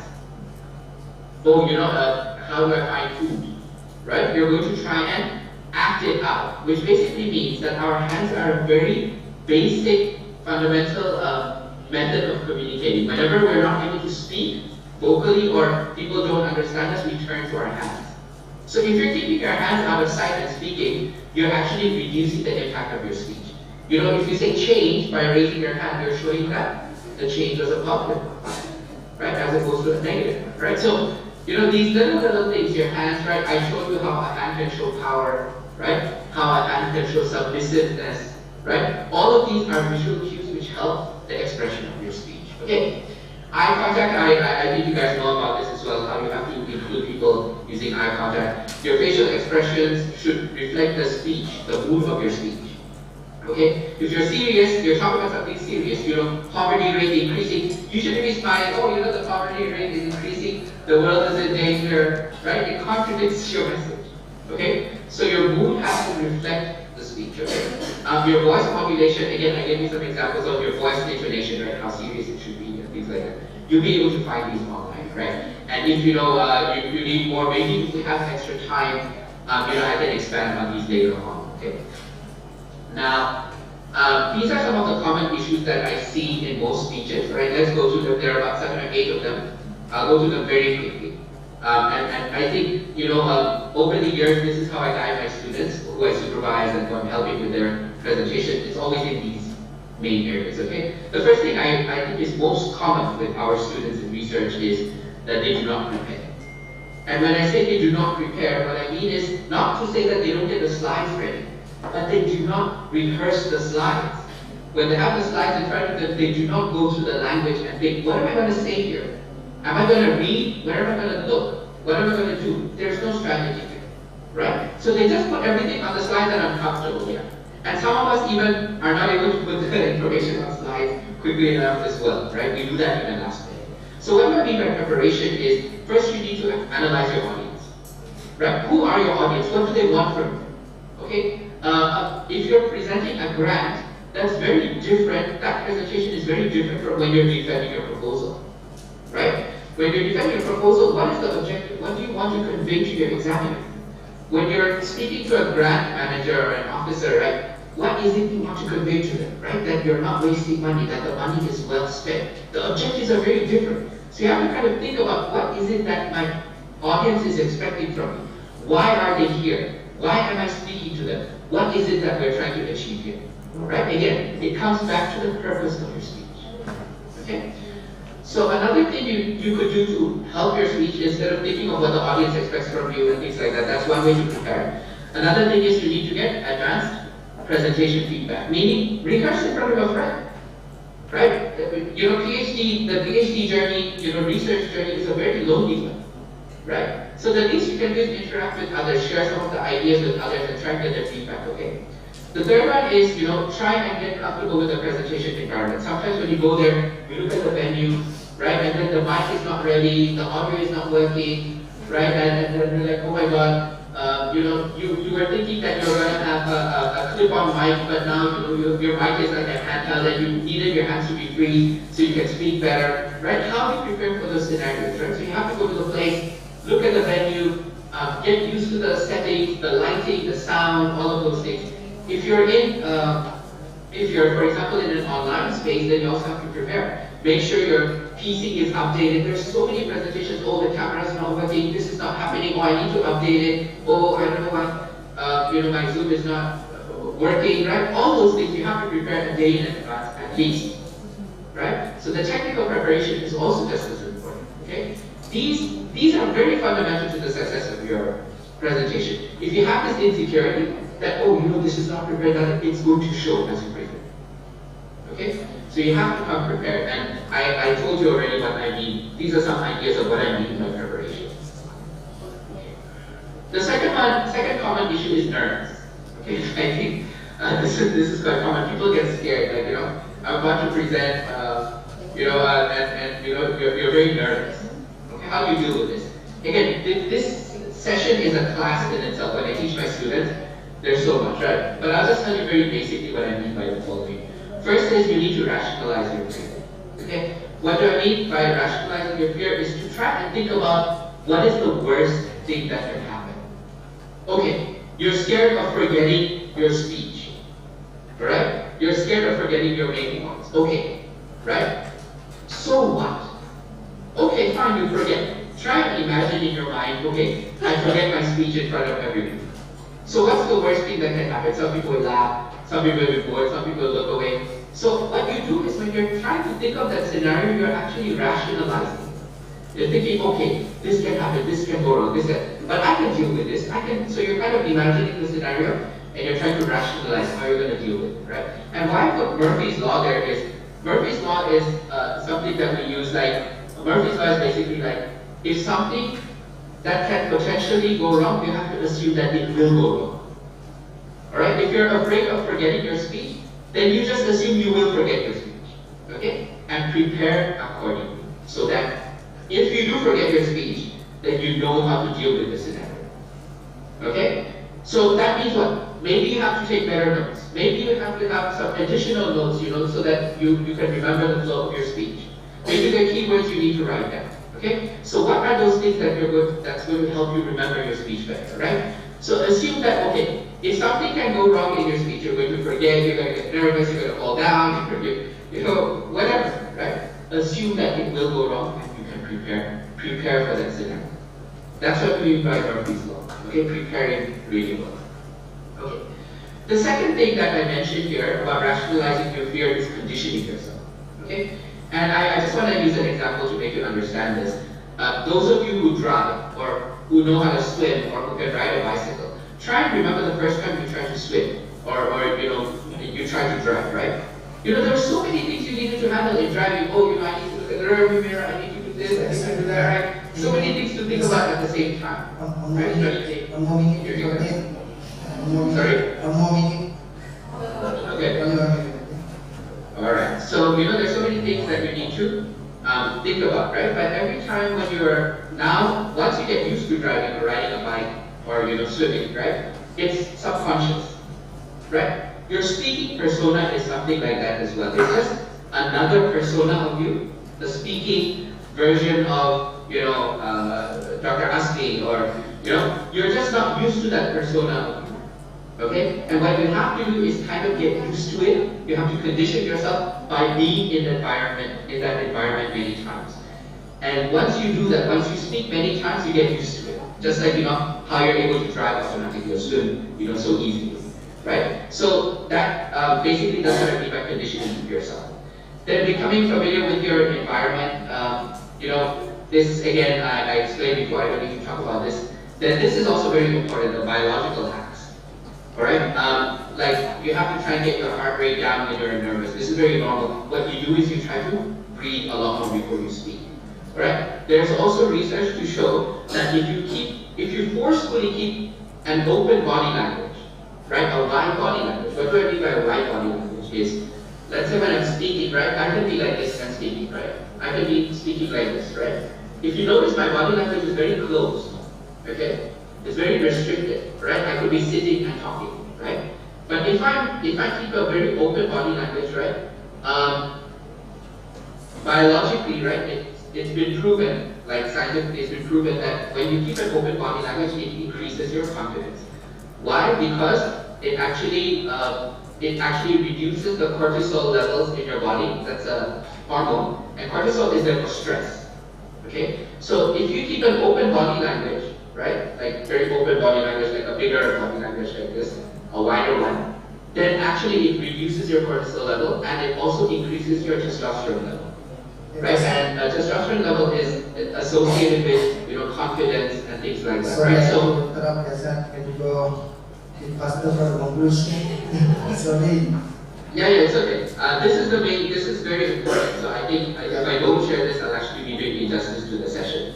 So yeah. So these biological hacks, actually you might be feeling very nervous and fearful at that moment. But how you overcome it is kind of forcefully keeping your body in a certain way, right? That will actually lead to these physiological changes within your body, which actually gives you actual confidence. So you kind of fake it, you pretend, and you force yourself to be that way, and actually it leads to hormonal changes in your body, which actually improves your, reduces your nervousness. Okay, and this is proven. Okay, again, I'm not making this stuff up because I feel it or I believe it. Okay, this is scientifically proven. Right? Okay. Common issue number 3 is you do not have a good opening. Alright? Whenever you start a speech, right, the first few seconds, about 30 seconds of your speech, they say, will make your speech or will break your speech. Okay? So what you have to do is have a hook. Have something that will gain the interest of people. In a research context, this means that you should have very interesting facts. Right? It's something that should surprise people. Or you can tell a story that is related to them. In research, you can give the context a case study. Right? And you have to get people's interest from the beginning. Right? Again, I don't have much time, but with the 4th one. Another problem is content overload. Right? Interesting is great, but too interesting means overwhelmed. If you're saying a lot of interesting things at the same time very quickly, people get overwhelmed and they stop listening. So I hope that's not happening in this session. Right? The 5th one is that you have poor structure. Your speech is not organized. Remember I said signposting. Right? If you don't signpost properly, then people can't really follow what you're saying. Right? And they lose interest. Okay? The 6th one is you have to have a good conclusion. Right? You have to have an impactful conclusion. Right? I think it's quite clear. You have to have a circular ending, go back to your problem statement, your objectives. How did you address those issues? You can even go back to your book. Right? That's a very interesting way to do it. And also you can have a personalized ending, personal for the audience. Right? If you end with, this is how you can make a difference. This is what you need to do. Right? The audience feels that they're part of that process and they really care about your research and they're invested in it. Okay, so try and conclude in a way as what you can do if it's possible for them to do something, or what they should believe leaving the room. Right? So those are very important. The final thing is this wrong conception of the role of language. Right? This is something that I saw. Many of my students say, no sir, my English is not so good, and this and that. They have this kind of mentality. Right? But what did I tell you all this time? That it's less about the words that you're using, it's about how you're saying them. And I see many students in my debate and public speaking classes, their language isn't great, their English isn't great, like very broken, but they have very good manner. The way they behave and the way they're very confident and stuff, they're able to do this. I see this a lot in my Indonesian students. Their English might not be fantastic, but they really care about what they're saying. They really pay attention to what they're saying. And it really comes out in a very positive way. So you guys need to do this as well, right? You're not a language expert, right? You're not a language expert, you're a field expert. Be an expert in your field, right? You don't have to have a fancy language and, like amazing English, right? You have to make sure that you're communicating effectively what you're supposed to communicate.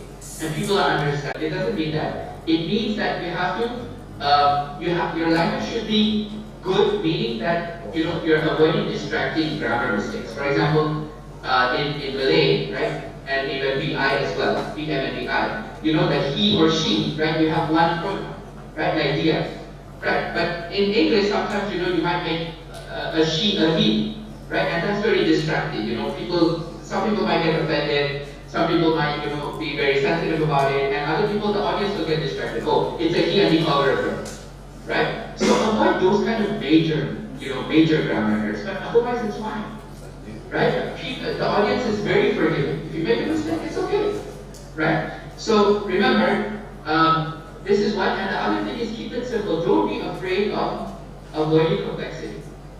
Alright? Keep it very simple. If it's more complex, it's harder to understand, especially when you're saying it.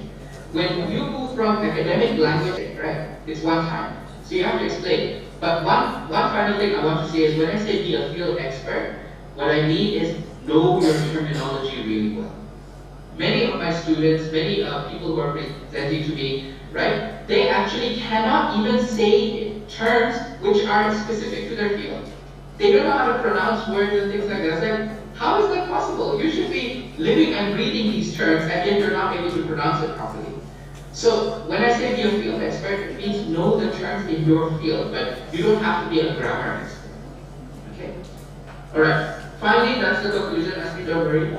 Paying attention, right? Basically what I say here is that, if you're able to pay attention to how effective your speech is, right? And how you're saying things, how you're acting out the message that you want to give, right? It might be the difference between your idea just being heard, right, and an idea being internally accepted by someone, right? And if somebody accepts your idea, that could be the difference between change happening in the real world, or your good idea that's sitting in a journal for many years to come, right? And I think this is a problem, right? A lot of us have great ideas, but it never makes it to the policy stage because we're not able to present those things that idea, right? So that's the basic conclusion I have. I'm sorry everything was really rushed and I still went over time, but I hope you're able to benefit from it, right? Thank you very much. Those are everyone. Thank you very much,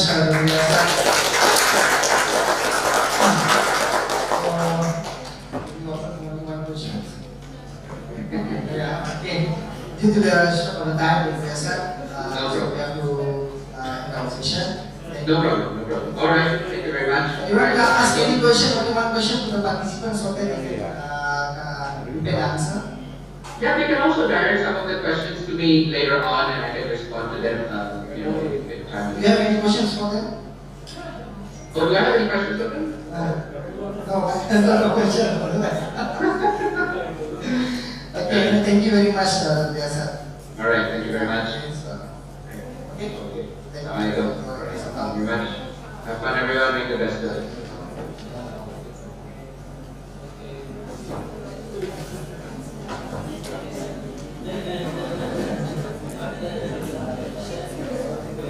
Okay, brothers and sisters, I need a lot of time. So it's now 2 o'clock. We'll have our lunch. Okay, together with this, within 30 minutes, we already break already. So 2:30, please come back again here, and we listen to Dato' Jamil presentation. Okay? So the next session will be with Dato' Jamil Oscar. 2:30.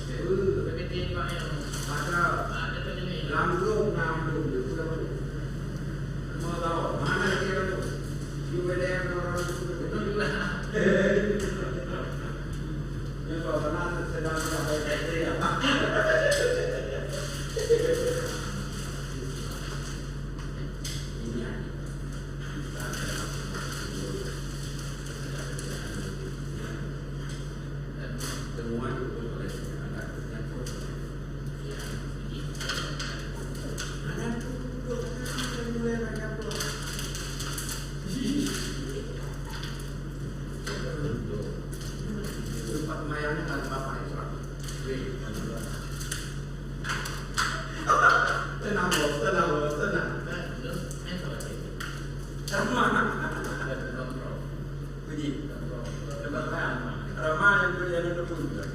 Yang ada pun makanan di dalam lalu Allah kata. Kita jadi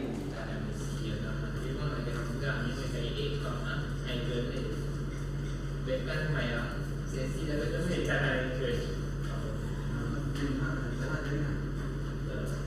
Ya, saya tikap dia. Dapat kau perlu nak jadi. Jadi dengan memang kosong, saya dia orang video, boleh pakai. Ah,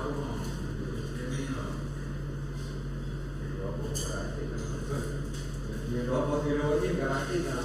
Ya kan? Habis telefon kan? Telefon mana? Betul. Buat berincang bapak yang bukan habis pulang. kemudian ibu dari Islamic dan Leader kan? Leader. Ketua tu. Bapak telefon ni sama kita dengan habis pulang. Oleh kan ini nampak perasaan. Ini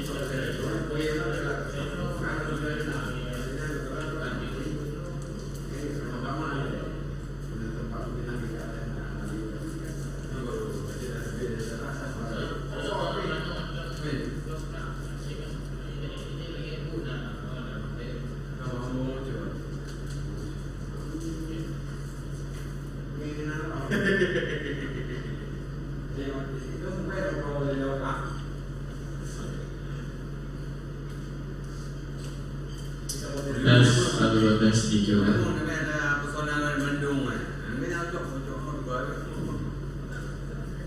Bawa aku ni nak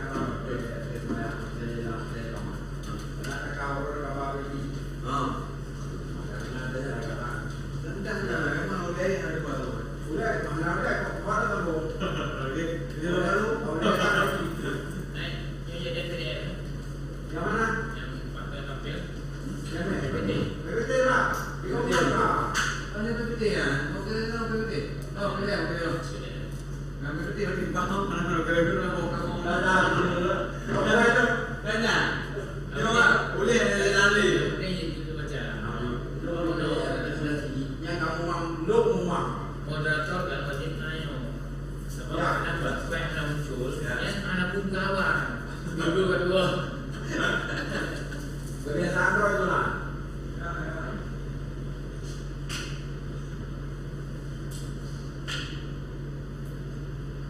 Jadi aplikasi yang paling terang. Kenapa kita studio?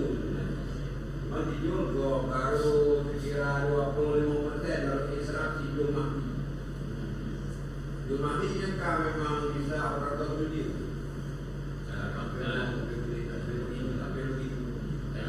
Kamu pun ni. Jadi auditorium kan selera kamera. Cuman, pakai bagus dia auditorium. Kameranya ada 3, 4. Yang ada sana, ada sini. Jadi kamera 1, kamera 2, kamera 3, kamera 4. Jadi berpindah-pindah aja. Jadi cakap dia. Jadi terpon kita Latihan ada pionir lah. Pakai dia memang dari apa? Ada pionir pakainya. Nak ada beri. belum itu kan memang yang dilakukan kalau pakai drone. Drone tidak mengenal. Giliran drone kamera semua. Drone lawan dalam nau. Drone itu memang luar. Kalau kau pakai dalam dia. Jul. Kita dah ni dulu. Kita lah. Pokok pandu. Kau dia kan bukan pokok. Dan juga bukan. Dia bilang boleh macam boleh. Jadi boleh fikirkan nama. Nah, dia nama nama. Nama aku bukan. Ayo Jadi nanti. saya mau boleh. Cuma dia tak aku bukan. Jauh dia aku semua. Sedang materi dari mana? Apa disampaikan lagi ada tambahan?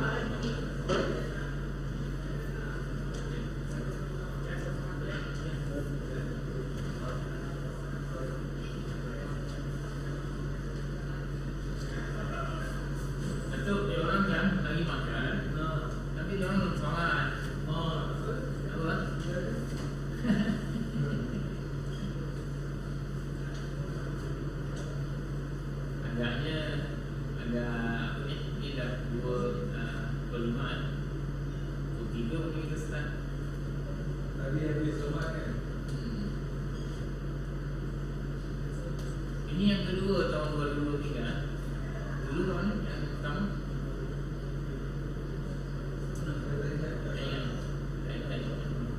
Semua program malam kan.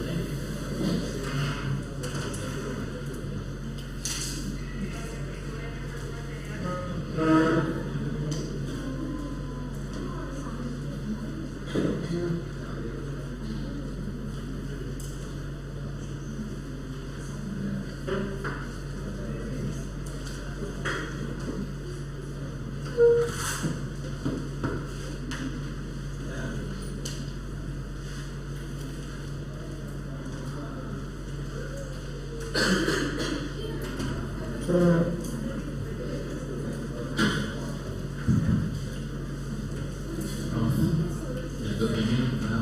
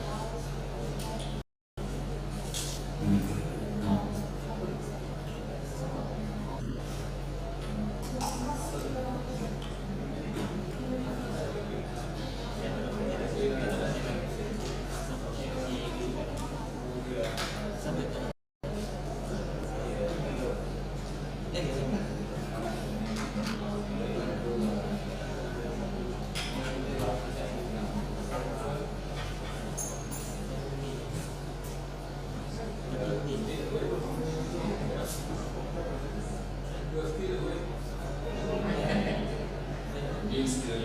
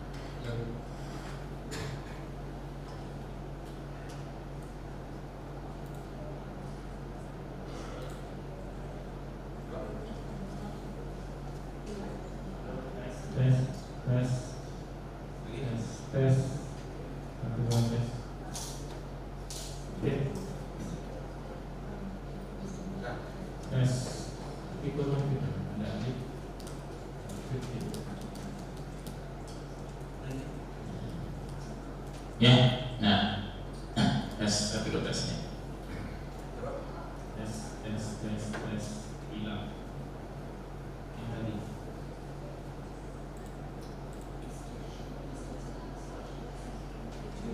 Tes kedua.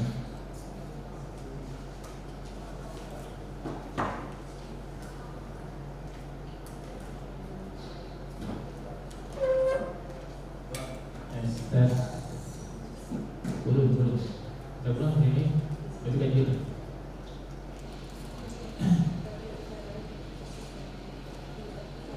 Iya, tes 1, 2 kali.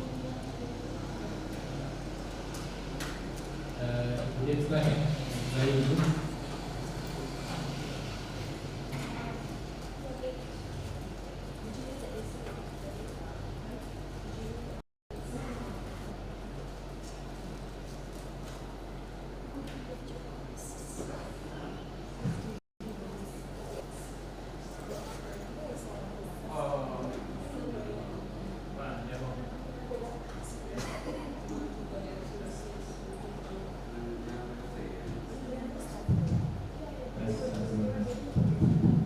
tes 1, 2, 3 coba. Cek 1, cek 1, 2, 3 coba. Cek 1, 2, 3 coba. Cek tes 1. Tes cek.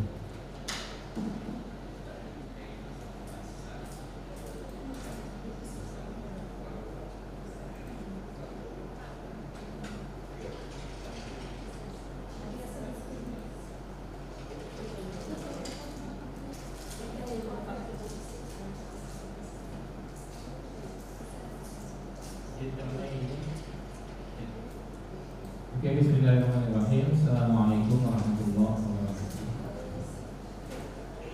Alhamdulillah, wassalatu wassalamu ala Good afternoon, everybody. Inshallah, today we will continue with the talk supposed to be talk 6 with the title Islamic Economic Training Camp in the title is Nurturing the Next Generation of Islamic Economics. Inshallah, this argument is going to be given by Professor here, Professor Emeritus Dr. Jamil Usman. And I don't think I have to explain to you what is Professor here. Inshallah, we will know. And let us, because of the time, let us go directly for the Madrid, so that we can have 1 hour session plus question and answer. Including question and answer session.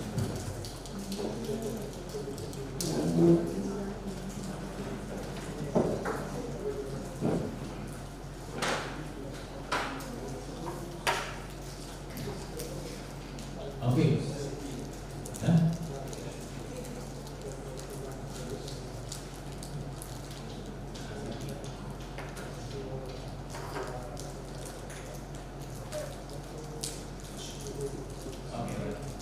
Okay, shall we continue with this topic, inshallah, given by our professor. Professor.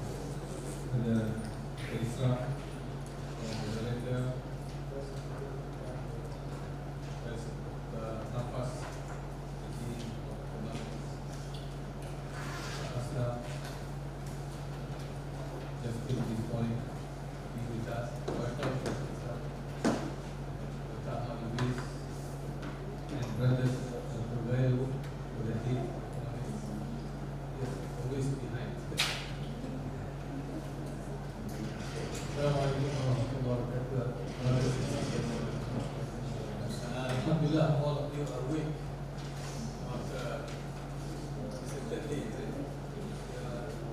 Second day, we are here. I've been given the task to talk about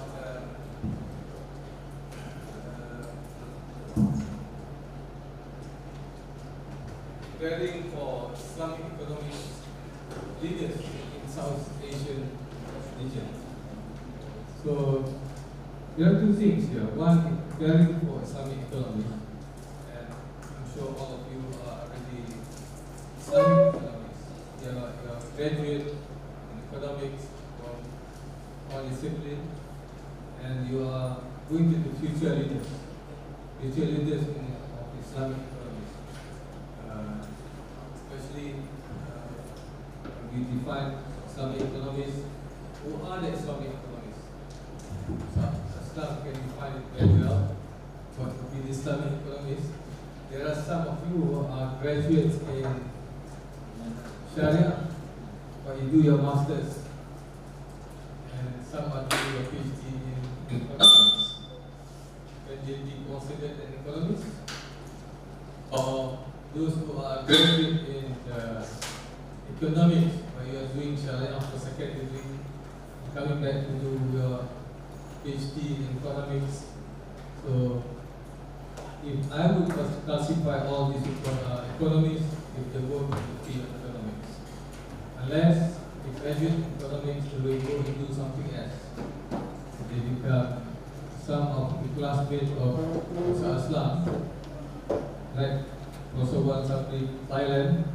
He was trained in Islamic economics, but later on he went to take up Islamic studies and become a professor in Islamic studies.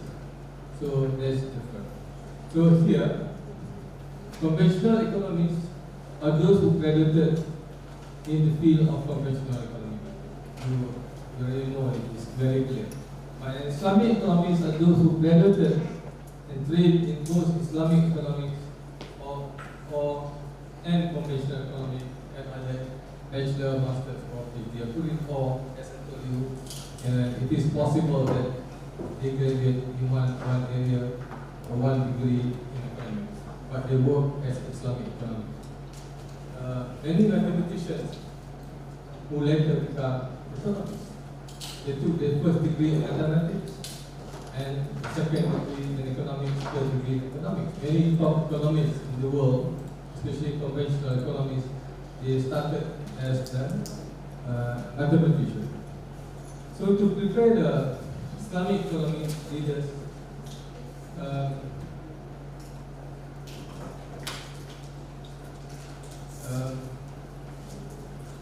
people like you all are going to be the future leaders. Those who are in the age of 20 to 40. I believe all of you are in that age category. Maybe a few of you are 40 plus. Like Segaru are 40 plus.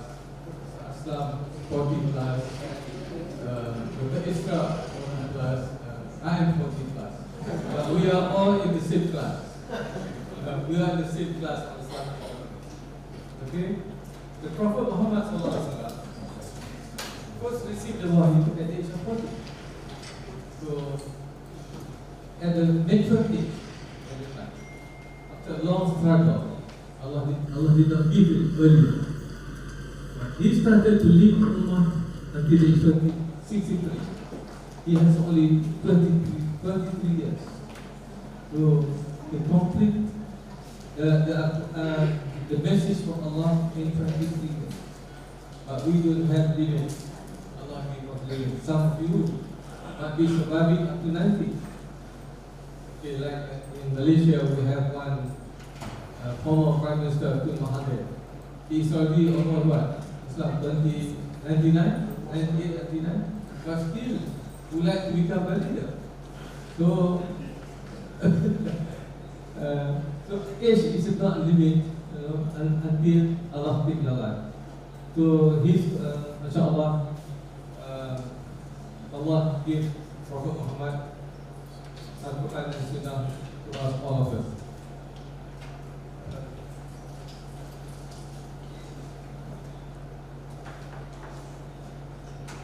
So our main concerns are the young leaders. The young leaders here are generally the Gen Y. Those who are in the age of 25 to 40. Many of you who are going to the university, you will graduate at the age of 23. Some are at 22, but in Malaysia, to graduate will be about 24, 25. Because of the system of education. So, you are in the Gen Y if you are at the age of 20 to 40. So, research on young leaders today. In one study, the average age of CEO is 40 in America, or 49, 89% of the CEOs are in the age of 40 plus when they became the CEO at age 40 plus. Only about 11% are below 40, except the one they become the CEO at the age of less than 40. In another study, the average age for the first-time manager is 36. They found that most of the first-time managers are between 35 to 30 years. But the people may be stepping into the first leadership is as young as 16, as late as 69. I don't know how they get the managers at the age of 15. Maybe they are in their own business, they graduated very early. In England, there are some fast-track students. So there's one Malaysian sister in Oxford. She graduated at the age of 12 years old. One sister.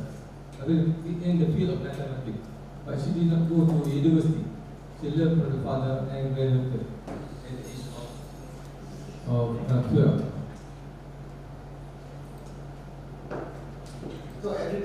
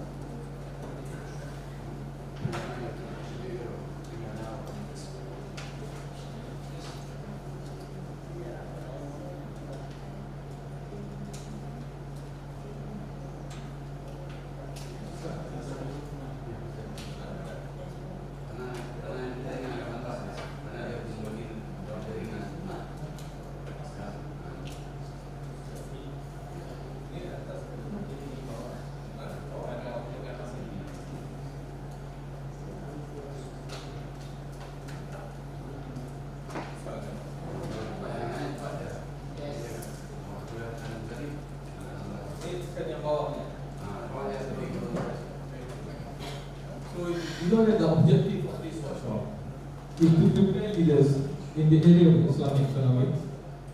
One is to prepare, to promote and develop knowledge and research skills in the area of Islamic economics. I think we have come.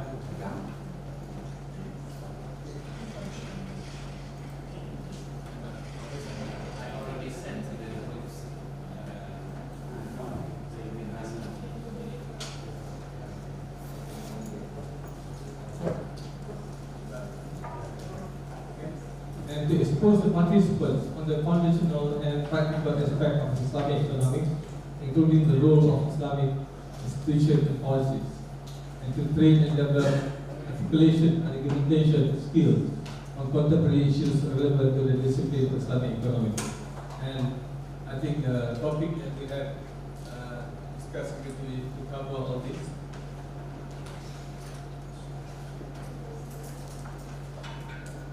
A leader is a person who leads or commands a group, institution, organization. So, the dean is a leader. He commands all the economics in the faculty. So Islam is a leader, and not only in IUM, is leader for the Muslim all over the Islam. So you are going to become the future leaders. Okay? And Islamic economist is a leader, is an economist who will take a leading role in their job as academician, researcher, trader, manager, policy makers, and other professions in the field of Islamic economics. So this is what our aim is. And the object, so as a leader in Islamic economics, a person should be equipped his knowledge in Islamic economics and should exhibit his intellectual, professional knowledge and moral values in line with the Quran and Sunnah. So this is the missing point in the conventional economics. When conventional economics, the moral values. So if you are an Islamic economist, you do not have the Islamic morality. I do not know whether you can be claimed an Islamic economist. This is the one. And during the early stage last time,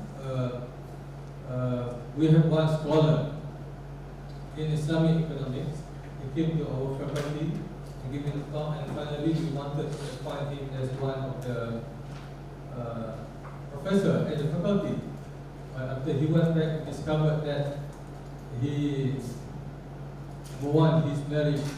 He's not married to a Muslim, married to a Christian, and then he drink liquor, all this kind of thing. So his behavior is not very good. So we turn him down. So this is what it means by moral value. And also the project that you are doing, whether it is related to halal or haram things. Leadership of the Prophet Muhammad and the four main leaders as Khalifah Rashidin, you can take as a good example, good model for the Muslim Ummah. Rasulullah is a model. When Rasulullah came to the city of Medina, he did not exclude the Jews from the society. To establish political stability, establish social order, and provide economic life to the people.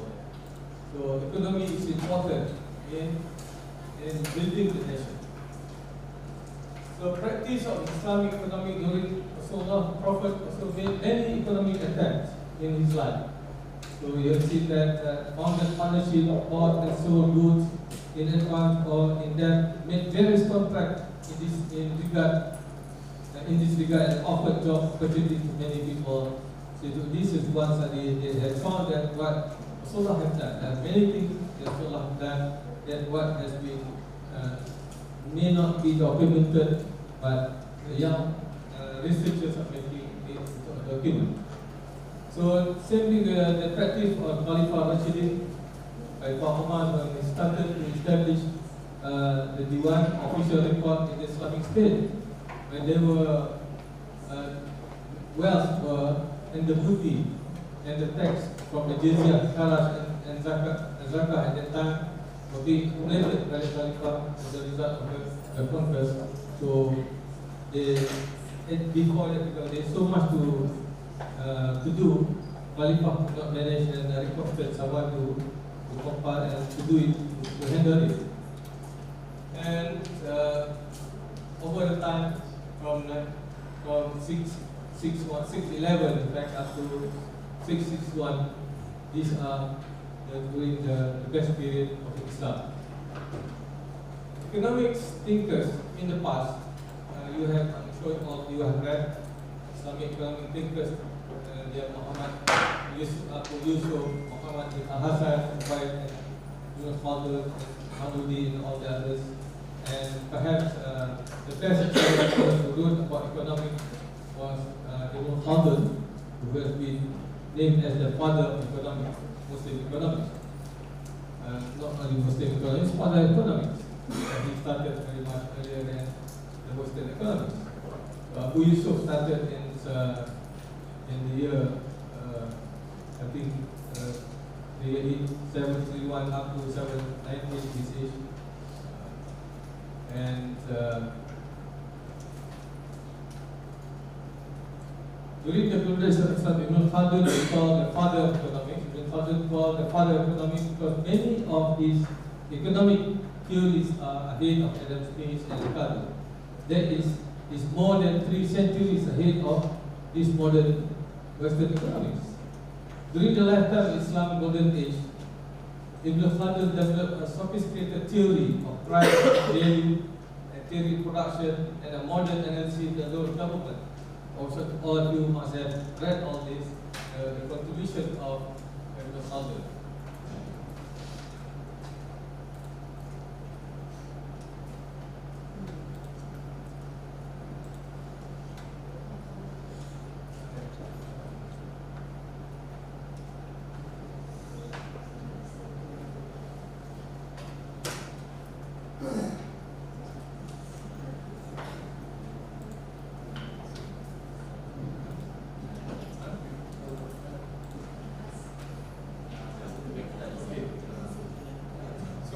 Among the leading Islamic economists in the contemporary era, and they have read all these books written by Professor Manan, Professor Najatullah, and Aidan Naqfi, and Afiuddin, and many of these, macam Abdul Rahman, they are among the books that has been read by many of Islamic economic students.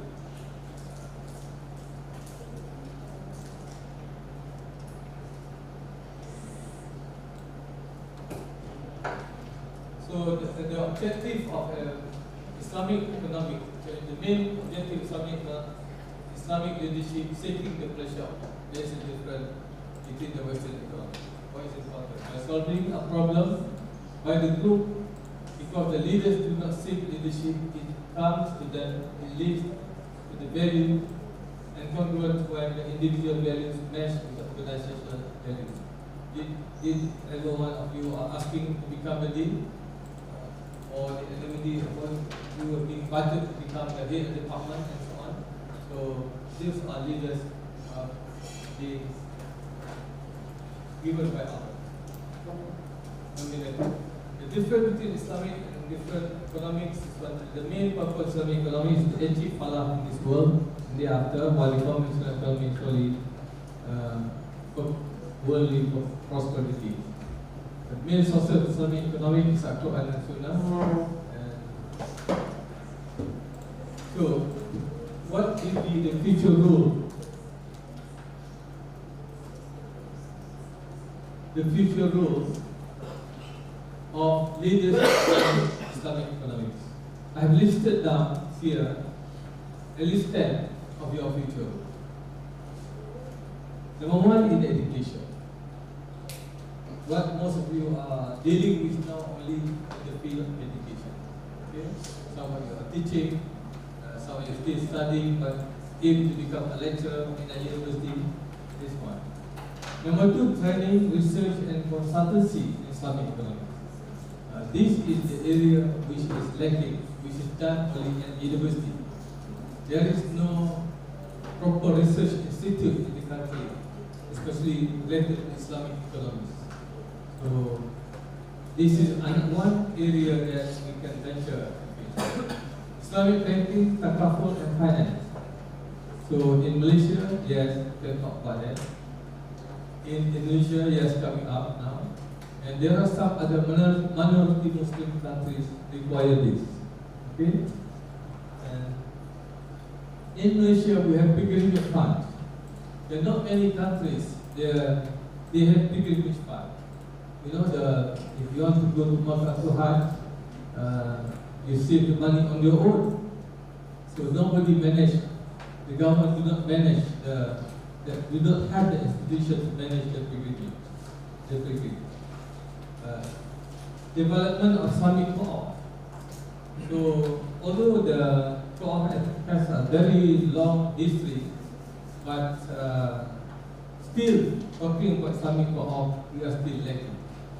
Okay? Setting up halal and certification agency. This one is coming up in most of the Muslim countries.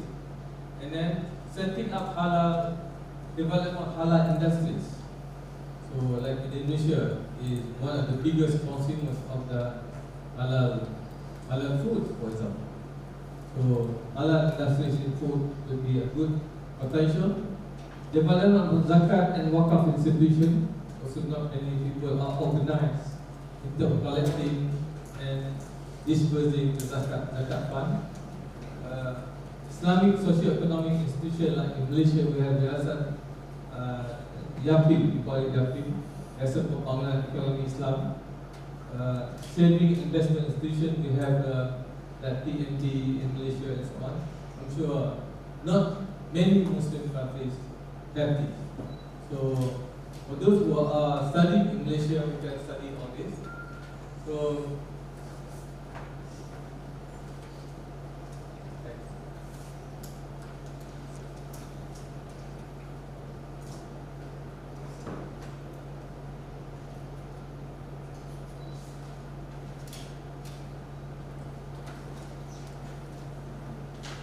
in education, we took them on. Developing Islamic economic programs. You can initiate the establishment of program, department of faculty of economics in your university, regardless whether you work in Islamic university or in conventional university. There are not many Islamic universities in the country. But in Malaysia also countable number of Islamic universities. Same thing is in Indonesia. And you can still initiate the Islamic economic program or Islamic economic subject, like what we have been doing in Aceh, for example. It is a purely Islamic university, but they developed into Islamic economic faculty. So this is very good initiative. Many of our young brothers and sisters have been given task to lead Islamic economic program in their universities, and we have many of the young brothers have been appointed as the head of the department and the dean as well. Islamic economic produced by IIUM and IIUM. So you know that IIUM, International Islamic University in Malaysia, started in 1982 in Islamabad, 83 in Kuala Lumpur. Graduate from these two universities has played the role as a leader in promoting Islamic economic program in their countries. So we have our graduated from all over the world. I've seen many IIUM and IIUI Islamic graduates in Islamic economics very successful in their career. So over the past 50 years, 40 years, and 41 years for example. I give you one example since we are doing it in Indonesia. Okay? Professor Shafi'i Antonio, born in 1967, he became a Muslim only at the age of 17. Okay? He's a Chinese convert, graduated with Bachelor of Sharia. Then he got Masters in Economics from IIUM in 1992 and PhD in Banking and Finance, Microfinance in Australia in 2004. At the age of 40, so he's below 40. At the age of 40, Dr. Shafi'i Antonio initiated Tazkiyah consultancy at that time, before it became a university. And currently, is the chairman of the University College of Islamic Economics. So the small Islamic college that he developed at that time now has become a university college, and in line to become a university. They promoted by University College Institute, now it has become full-fledged university. He has been promoted as the first professor in that university. So he's a graduate of economics. As I was telling to Islam, although he graduated Sharia, but later on he became economics. Okay? And he became the economic advisor to the government, and he became the advisor to Central Bank of Sharia, advisor to Central Bank of Malaysia and many other countries. And the president of Indonesia has previously appointed him as a member of National Economic Council of Indonesia. And Professor Shafi has been recipient of various awards such as Sharia Award by Indonesian Central Bank that recognize his contribution to the development of Islamic financial services in Indonesia. And also he has published a number of books in Islamic banking, finance, economic, zakat and leadership. So this is a leader who developed at very young age, at the age of 30. And at that time he was only 13 years old as a Muslim at the age of 30.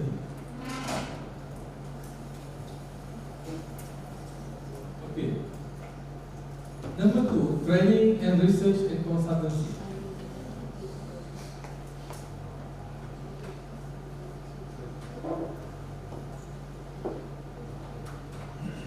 Islamic Research and Training Institute, as I was telling you, was not rampant in many countries, maybe expensive, but it was established by the Islamic Development Bank in 1981. And it has a lot, there are a lot of research products that have been published by that institute because they have a good funding from the IDB. And at that time also, they have a center for research in Islamic economics at the King Abdul Aziz University. And many of the economic scholars, Najatullah Sadiqi, Anas Sarka, they are all attached to this center. So until now, that center has been absorbed to the faculty, become like part of the faculty. And in our university, we are trying, started, Alhamdulillah, Center for Islamic Economics at IIUM. He was, the founder is Professor Aslam. Before Professor Namah, he was the first director of the center. And so difficult, Professor Aslam, to get the funding. We can establish the center, but we don't have the funding. So that is another issue. That's why the Islamic research is very difficult, because we don't see it's important. It was established in Dubai in 1979. Malaysia established in 1983, 82, but 82 in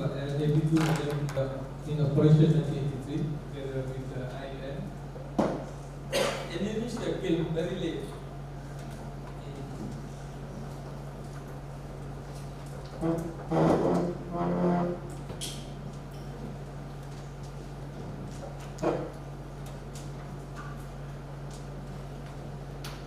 Indonesia came very late. Only in 1992, Islamic Bank was established. I mean, almost about nine years after Malaysia. And Thailand, being a minority Muslim country, able to establish Islamic Bank of Thailand in 2000. So, I'm not going to highlight who the Halim is. This is the founding managing director of the bank. He was an economist. He was teaching in the university, like all of you and some of you. And at age 43, he was invited by the government to set up an Islamic bank. How difficult was it? Because there is no model for Islamic bank. And furthermore, he's not graduate in Islamic economics. He graduated in conventional economics. But fortunately, he came from the Arabic school. That means for 12 years, he was in for until the form until he was the age of 70, he was in religious school, and then after that he went to he went to conventional school and did his degree in economics. So he gathered with a few others who have the knowledge in economics and research advice of some brothers from overseas. At that time it was in Turkey. There was an Islamic banking training center when most of the Islamic bankers was sent to Cyprus and get the training there. So later, at the age of 40, that's now about 30, and Dato' Halil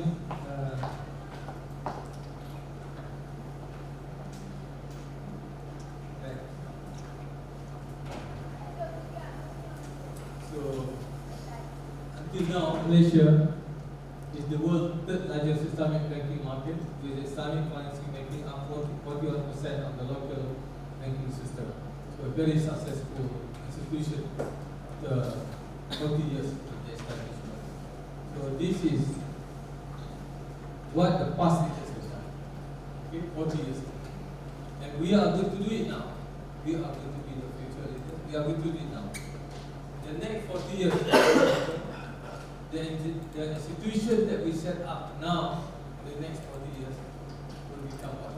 So this is why we have to initiate something, as I was telling you, in whatever field that you are lacking in your country.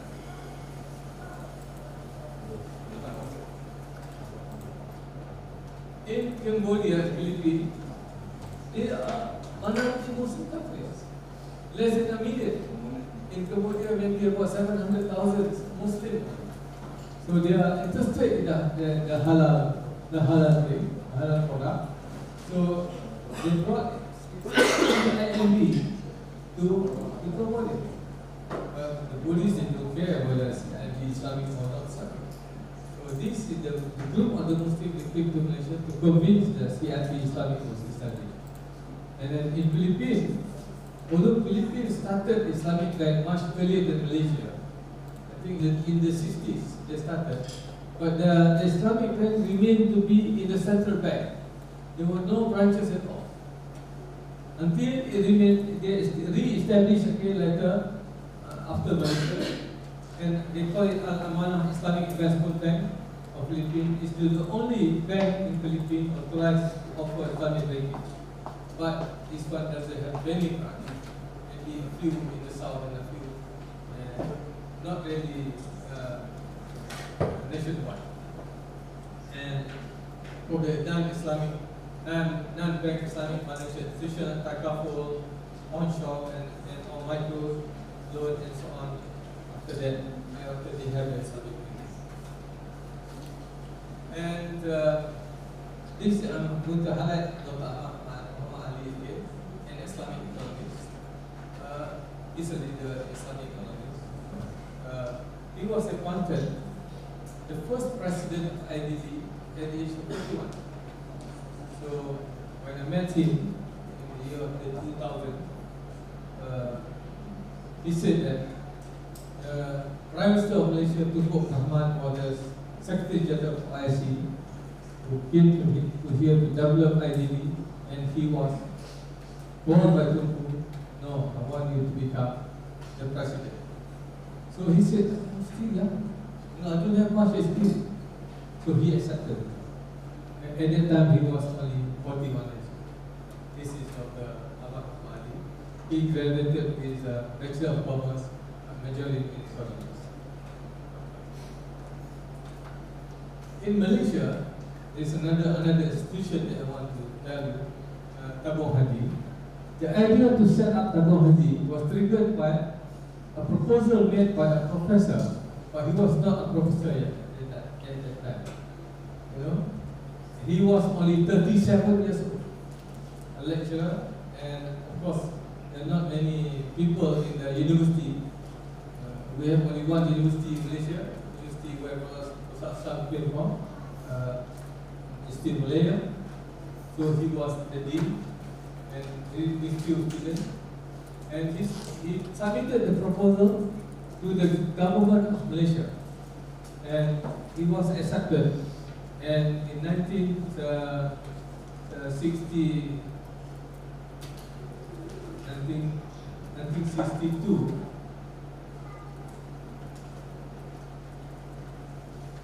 the institution 62 was set up.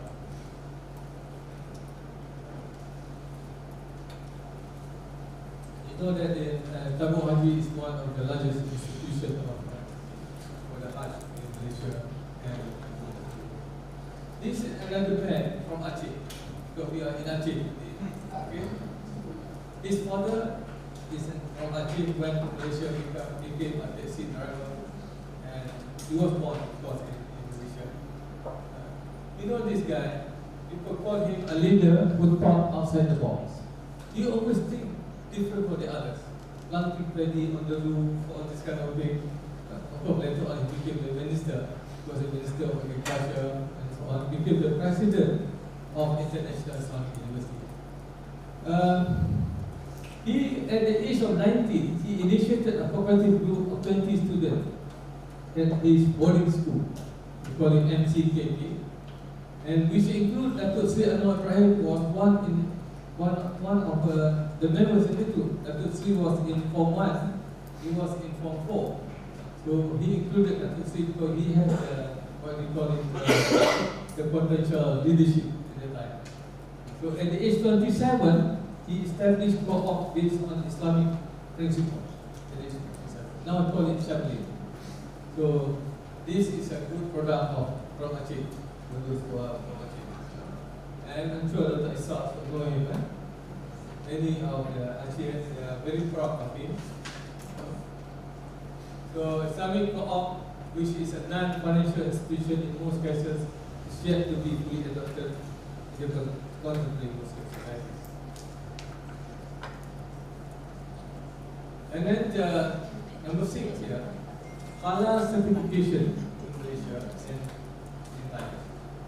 So Malaysia started halal certification much long time ago. It was also in the 60s, where the Jabatan Agama Islam Malaysia has set up certification and consultancy agency, and to give certification for all halal products. And Indonesia also set up, and in Thailand, and in all countries. The halal certification now has gone to many countries, especially the countries where we have multiracial, multi-religious, and the product you can find everywhere, halal or not halal. So there must be certification. So halal certification in Philippines also they have a halal certification. In Cambodia, more minority Muslim countries. At the time when they set up, there were only 500,000 Muslims. Cambodia about 7 million. In Myanmar has a bigger population, about 1 million Muslims. Okay, on Halal Research Institute, Malaya has set up the Halal Research Center. I'll show you in Indonesia. The International Journal of Research in Indonesia, International Institute for Halal Research and Training Institute, IIUM, and the Halal Science Center, Kuala University. So Thailand is again a minority Muslim country, but it has set up the Halal Research Center at a conventional university. Kuala is not Islamic. It's not at Patani, it is in Bangkok. So that's why I'm telling you, not necessarily want to do something, you have to be attached to the Islamic university. You can be in conventional university. Because you are now comfortable living in Malaysia, in Indonesia, so where they are majority Muslim, everything is Islamic. You are not worried for halal, definitely it is halal. Okay. Then the Halal Study Center, Institute of Indonesia, on Pharmacy, Cosmetic and Herbal, Pusat Study Halal Toilet Science in Malang, Liwajaya Malang, and Pusat Kajian Halal ITB, and the Food Tourism Services, and so on. These are in Indonesia.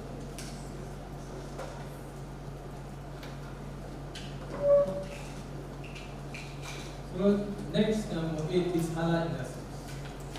So we thought that halal means halal food, but actually halal comprises of all these industries. We never think of we are going to have halal fashion, or the way that you all are dressing is halal fashion. Okay. So we have halal food, halal cosmetic, halal pharmaceutical, Muslim-friendly tourism. Okay. What differentiates between Muslim-friendly tourism and not Muslim-friendly tourism? So you have to find out halal logistics and supply chain, fashion, halal media and creation, and other markets targeting to fulfill the needs of Muslim consumers. So these are under the areas in your country, in Bangladesh, in Pakistan, in Maldives, especially in Maldives, you have very good tourism industry there, the fish industry. So I've seen many islands there still not offering the halal tourism. Although the tourism industry in Maldives is fully owned by the Muslim, but they allow the non-Muslim with all kind of behavior over there. So I think we have to teach them that the tourists are coming to your destination. And global halal industry as a whole is estimated towards about 2.3 trillion, excluding the Islamic finance. It's a very big market. One of the fastest growing markets is the market growth of 20%. So it has a very great potential to do all of this. So global halal industry, the reason why it is growing, because the growing stable and growing Muslim population at 1.8%, the population grows in the Muslim. And second, the growing economic development, the Muslim countries are become richer now. Okay?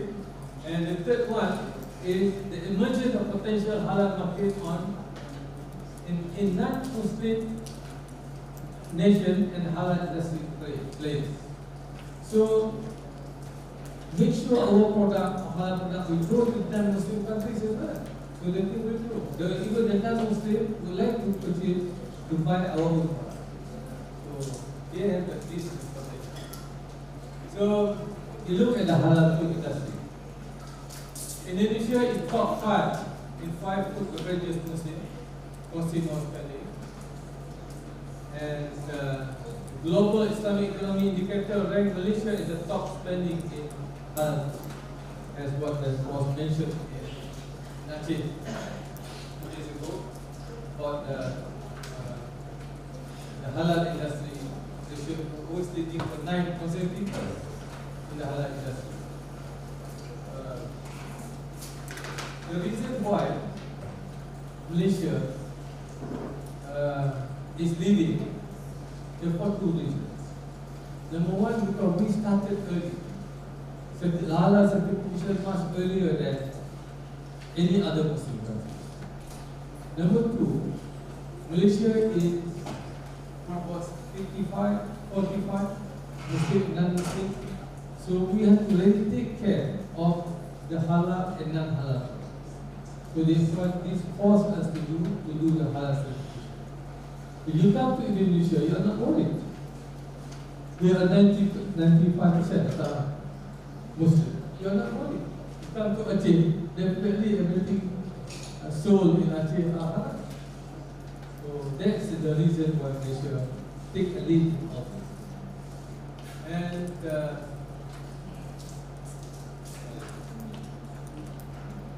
in halal, in fashion, Indonesia is not listed as top 5 fashion market, but global Islamic economy indicator rank Indonesia as the third halal industry. Very good period and to compete with Turkey and the big market. And pharmaceutical and cosmetics, Indonesia is ranked 4th, and Malaysia again is ranked 2nd in the halal pharmaceuticals. So this is the potential market for the cosmetics and so on among the Muslim sisters. Muslim halal friendly travel, Indonesia is the top 5 outbound Muslim spends consumer, and the global Islamic economy ranked Indonesia number 12, Malaysia number 1 in the Muslim friendly travel. I do not see much, but I think they have some criteria in assessing Muslim friendly travel. And in the media, same thing. Indonesia is, I see the media here, maybe they did it in different ways. Malaysia is ranked number 1 and Indonesia is that is something to look at. Islamic finance, of course Malaysia is all time leading Islamic finance. Indonesia is still number 6, but in the future you can see the potential growth of Islamic finance in Indonesia. So wakaf and zakat institution in Malaysia, zakat institution is quite well organized, and we have the collecting agency, although Mr. Garam said that because of Sultan yesterday, I think the Sultan doesn't interfere too much in zakat fund. The zakat fund is collected by the majority of Islam in each state, and they are free to distribute. Last time we didn't know whether we suffered big sum of the zakat fund to buy car, to buy anything. The initial total collection was only reached around ECCA 517 billion Indonesian rupiah. By right, Indonesia should be leading in terms of zakat institution with 300 million Muslims over here. And in Islamic economic social development, so government set up this institution to assist the development of the poor Muslim for economic development.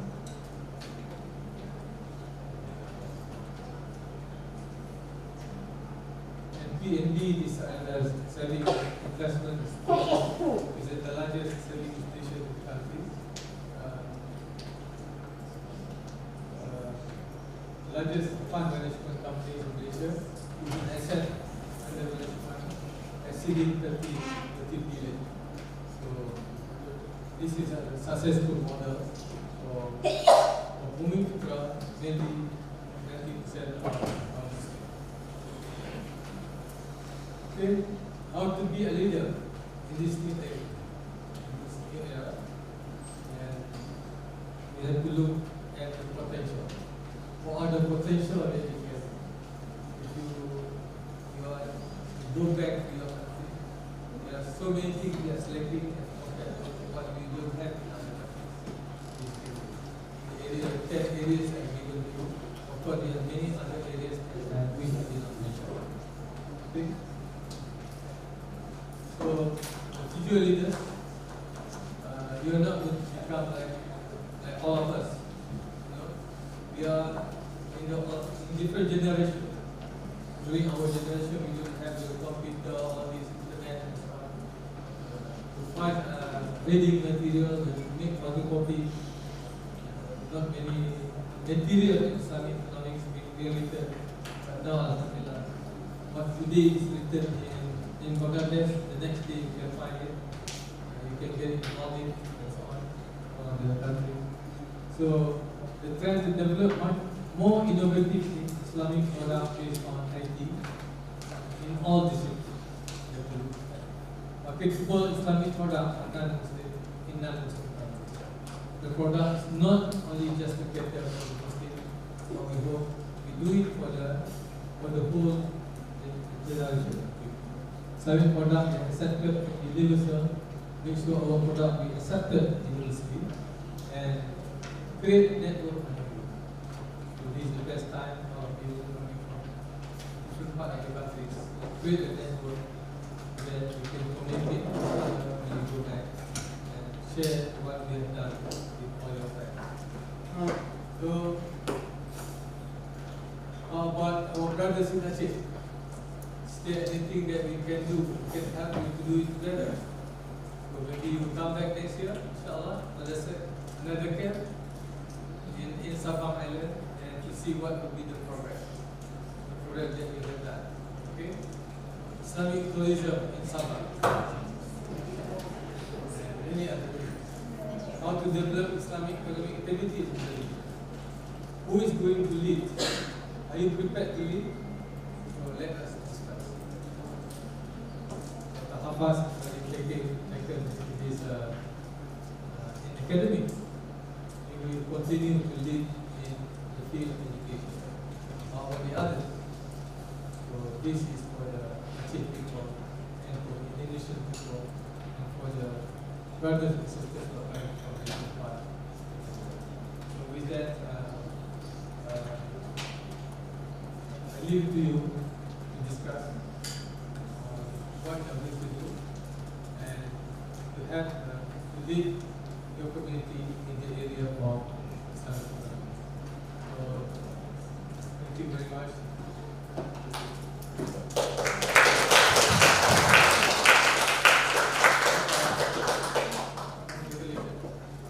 You are officially inshallah.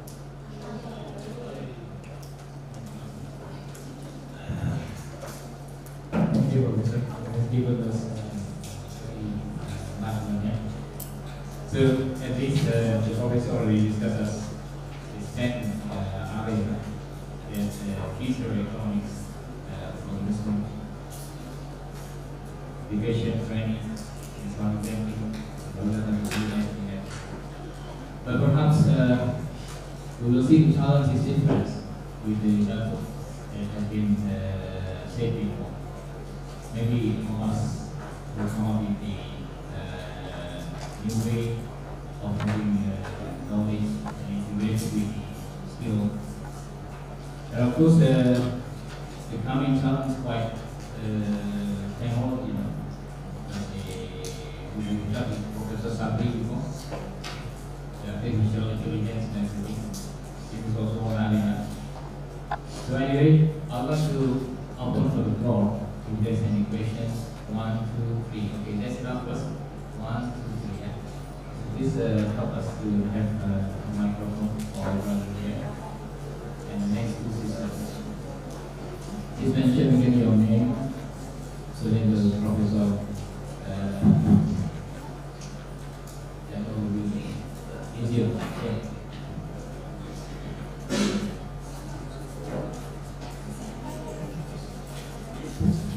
Assalamualaikum warahmatullahi wabarakatuh. Prof, my name is Aditya. I have four questions, but I want to meet this one. First of all, from today, if not Islam banking, what institution that we won't acknowledge about Islamic finance is so difficult today. Just Islam banking, like the famous one. We know that scholar and practice different perspective about Islam banking. The practice they do that they want, the scholar will think about never connect until we have students also. what they have studied and common and practice different. Let it go what you have studied. That's the problem. And always when I join Islamic banking training or seminar, Qaida al-Fiqhiyah that always use is Mala yudraku kulluhu la yudraku kulluhu. At the end, yeah, there's little, never catch, I don't know maybe, yeah. I don't know, Mala yudraku kulluhu la yudraku kulluhu. Yeah, we don't do better about Sharia Islam. Like there's no just prohibition or something that low. Okay, it's low, but even the value of Sharia Islam, they don't do that. Maintain not prohibition, we do that.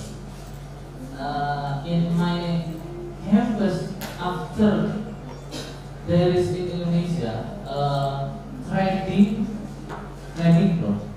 stock. Some of us say that trading stock, what we trade stock, the stock from BSI, from Islamic banking, the stock from Islamic banking, but still trading as we do before that.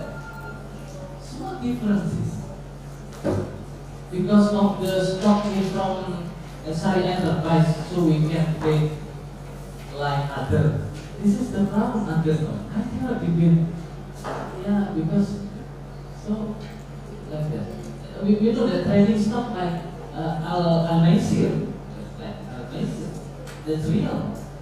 But yeah, actually, my campus sometimes from pojok bursa, BEI, Bursa Efek Indonesia, they what to say, say to us, don't want to open pojok bursa like this.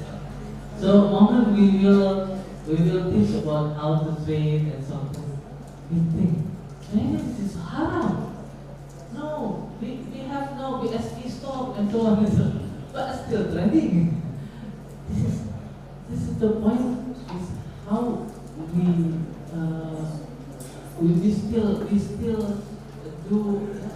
We never go up and what we say. Yeah, we just take around and never go forward. Yes, thank you. So the issues of the stock economy of this Islamic banking, that's it. Okay, the next sister, please. Yeah.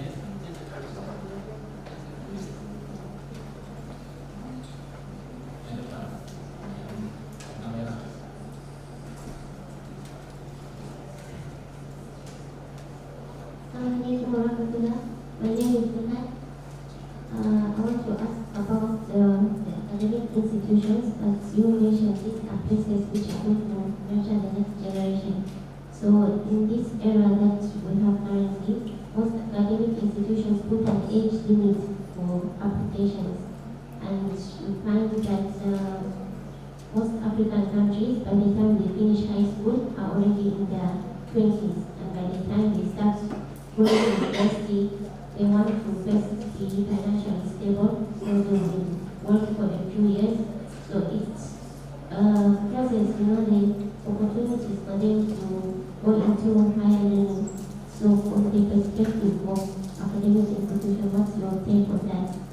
And secondly, most places require experience when, as a fresh graduate, when you go looking for jobs, they will ask you for the minimum of 3 or 5 years experience. So these systems that are already there in place doesn't give opportunity for the youth to get integrated with them. So how can we break away from this thing?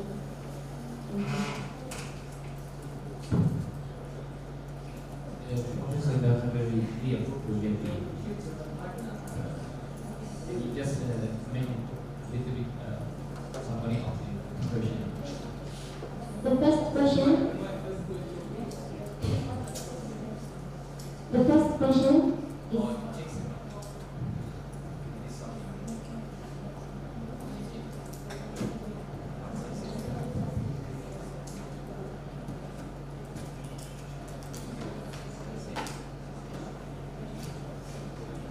question. First question is about the age limit for enrollment in universities, especially when it's the online applications. If you don't succeed in the first step because of the personal agent, you can't even go to the next step, which means you cannot proceed anymore. And the second question is about the work experience. When you go as a fresh graduate, when you go looking for jobs, they ask you for experience. And if you don't have that experience, it means you will not even get the job. You are just fresh graduate. So how do you break away from this system? I think Professor will answer.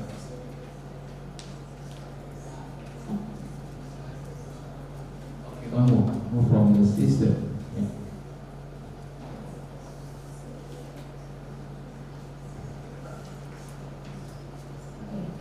Thank you. My name is Salvador. I'm from IIUM. Actually, I just want to ask a simple question. As Professor Dato mentioned before about the future role of leaders of Islamic economics, the one is about setting up of halal certification agency. As we know, in 2024, Indonesia for halal certification is mandatory. So based on my experience, when I do media research about halal certification, the process of halal certification in Indonesia is quite long and complicated. And when I do in-depth interview with MFFE, they say that self-code is enough. I'm just curious, what is how about the process halal certification in Malaysia, and what is the challenge? Thank you.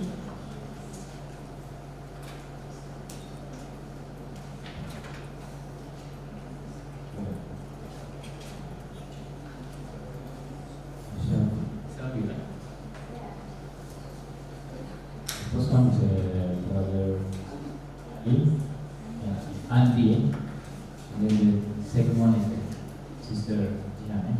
Thank you very much, Brother from Bogor. Bogor is always like to be different from others. When in Indonesia we don't have madrasah. Bogor was the first madrasah was initiated at the time by Pak Dr. and all the others. When they teach knowledge in two fields at the time, conventional knowledge, Islamic knowledge, in different languages. So you are the product then, so same thing with Islamic banking here. But we must know that this is the area for the young scholars can mention. Okay? If you look something, there's something you are not satisfied in that can be improved within the time. Okay? Don't feel comfortable with what we have now. So this is the job of the young scholars. And even the current scholars such as Islam and all the others criticizing on the system, but it's not enough for you, and especially in Indonesia. It's a big number to voice out, and inshallah things will be much better. Very good. Okay. For jihad, the age limit for working, to be a leader. Enrolling in university. Oh, it's a big thing. I think that's the system of education. When those who are in the basic system, we are forced to go for 12 years, 7 years plus 5, plus another 2 years, 17 years, 13, 12 years. To go to the university. But there are some countries in multi-British system, in some countries, India, they go to university very early. So that cannot be avoided. But now mostly universities instead of giving 4 years program, they give 3 years program. And some students who are smart, they can finish in 2.5 years. It is possible. So there is no age constraint for you to work early. Some people like to acquire knowledge after finishing bachelor, go for master, go PhD, they start working. For them, it's not constraint.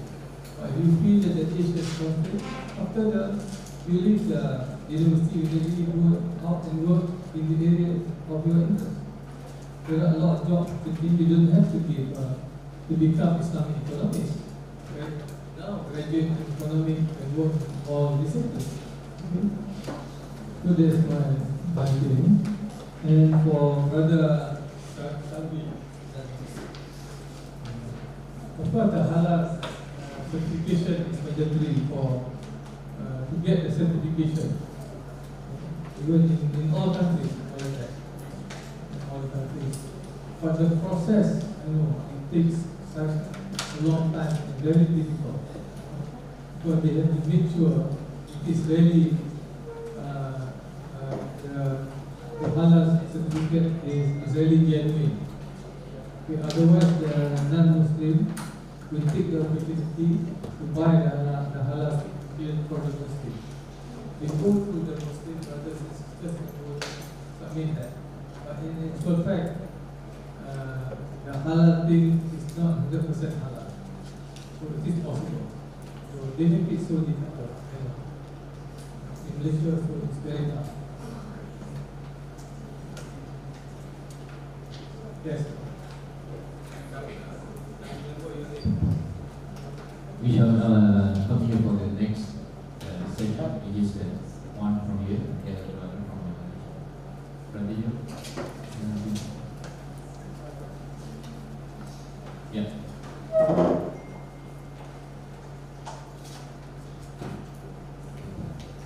Assalamualaikum warahmatullah. This is Niaz from Bangladesh.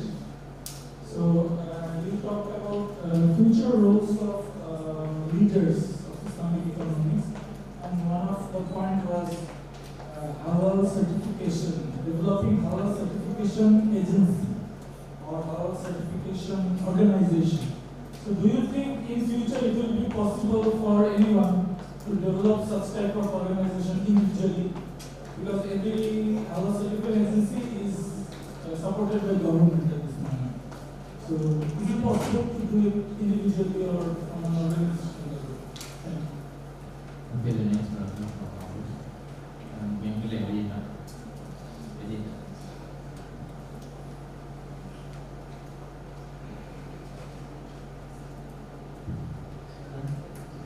My name is Islam.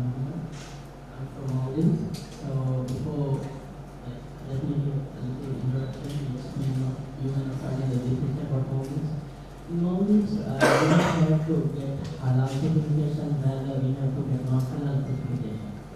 So the result that you mentioned, they need certification from the Islamic Ministry on selling of pork and wine, which are not halal. The amount also have to be approved. And the main challenge is Muslims, 100% Muslim country in face.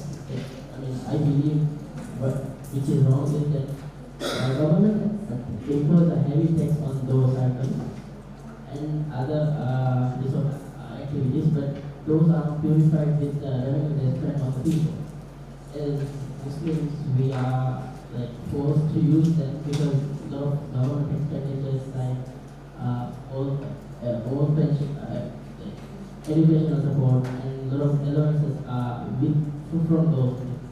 So I would like to ask you if there is any way that this can be resolved from your opinion. Thank you.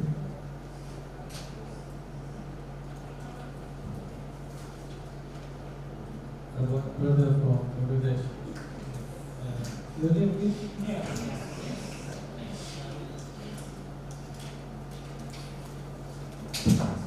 I think it's possible because later on government will find it difficult to handle all this.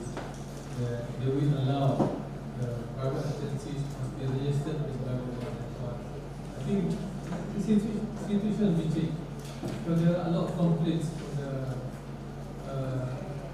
the producer, and their products cannot be sold after they leave the industry and so on.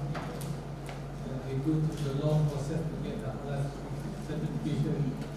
And even in Malaysia, some halal restaurants can see still Muslim going to that non-halal. We do not know halal, no? They belong to the Chinese. So they take all the Muslim who work there and make sure the cook there will tell us this is halal. But there is no logo, like Pakorish, for example. You do not get the halal certification. But still a lot of Muslims are taking food from halal restaurants. It's impossible. Because now it's controlled only one, in Malaysia, controlled by one agency under JAPIM. So in some countries, they have some Islamic organization. They are not also the expert in the area. They only get endorsement from the Islamic organization, like in Cambodia, in Philippines, and so on. They are not really the expert in this area. They just give the certification. This is what is happening. I think not to worry. The young leaders in our country. So in Maldives, I'm not telling you selling pork and so on. Because we look at halal restricted to pork only. So the hotel only selling liquor is a lot. It's not a lot. It is not allowed to sell except in private resort islands with public entrance, and those amounts have to be approved by the government on each import. And for local resort, local islands, we have guest houses like here. Those it's not allowed. And by law, everything has to be Sharia compliant. Those I referred to as resort islands, which are isolated from normal public, and they are allowed to sell them. About the dress code? Dress code in local islands is prohibited. If people wear something revealing, then they will get arrested. In local islands, like normal people islands. But if resort islands, I'm not very sure, but they can't wear it with normal Muslims or like normal Muslims. So those places they can enter with local areas. So also regarding the owners of those resorts are not locals or Muslims. They are like big investors from different countries like Portuguese, Naira, or those investors. So the owners of those institutions are not locals, but we do have some locals. But most of locals have local guest houses even at those nations. So I don't know, but I think. What do you want me to suggest? How to purify the income that is taken by the government from those non-halal incomes? You want to get across the how to purify in our country, income is not verified at all. Bangladesh in monthly because they have 100% Muslim, but income a little bit from the tourism. It's a big amount come from tourism, and that tourism industry where the island is allowed to sell liquor and this kind of thing. So our brother is saying that. They are allowed to sell to non-Muslims. So I don't know how to say. When you become the president, I don't think we have 8 candidates. Election is the next one. You know, many of your graduates from IUM, as now, Dr. Shihab is contesting for presidency. Dr. Shihab? Shihab, Abdullah Shihab. Shihab, I don't know. C-S-H-I-S-H-A-M. I think so. He is always sending me the campaign. We standing for election compete for president. He was a graduate from IIUM.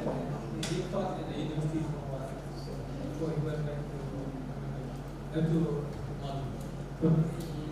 He will give you his number, his phone number. He was there.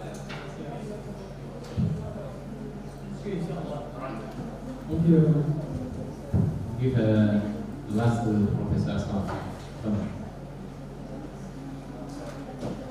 Assalamualaikum warahmatullahi wabarakatuh. I just want to answer Brother Andy your question about Islamic banking. What can we do, right? Datuk Jamil was not there in 1987. Datuk Halid, who established Bank Islam, came to IIUM, was invited. And when he came, he was very angry with the Islamic economists because Islamic economists always criticizing Islamic bank. Okay, so he was very angry. He started criticizing some of our teachers, you know. So one student answered Datuk Halid, when we graduate, we will establish more Islamic bank, or better Islamic bank. So I think this is what we need to do. If we are not happy with the Islamic banks that are now operating, do something better, right? This is what we want. The pioneers did their best. Current generation doing their best. You need to be even better, right? So I think this is the point. You have to work for something which is better. Similarly, also to the brother from Maldives, figure out a solution. What to do in Maldives.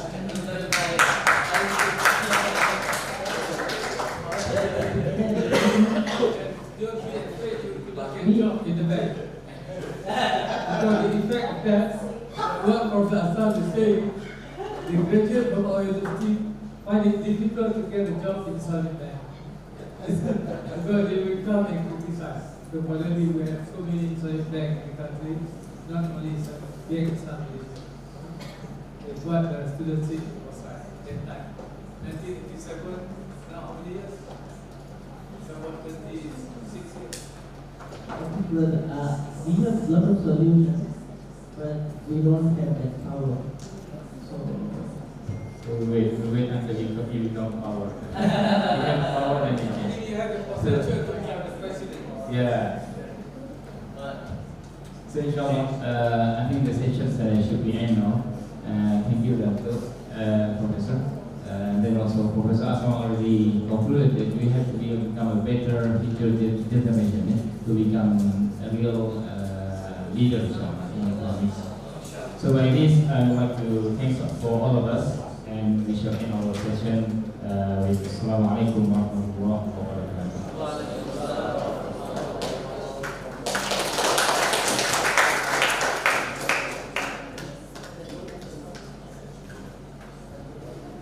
There will be an announcement from Dr. Class. Because everyone has already done prayer asar, ya?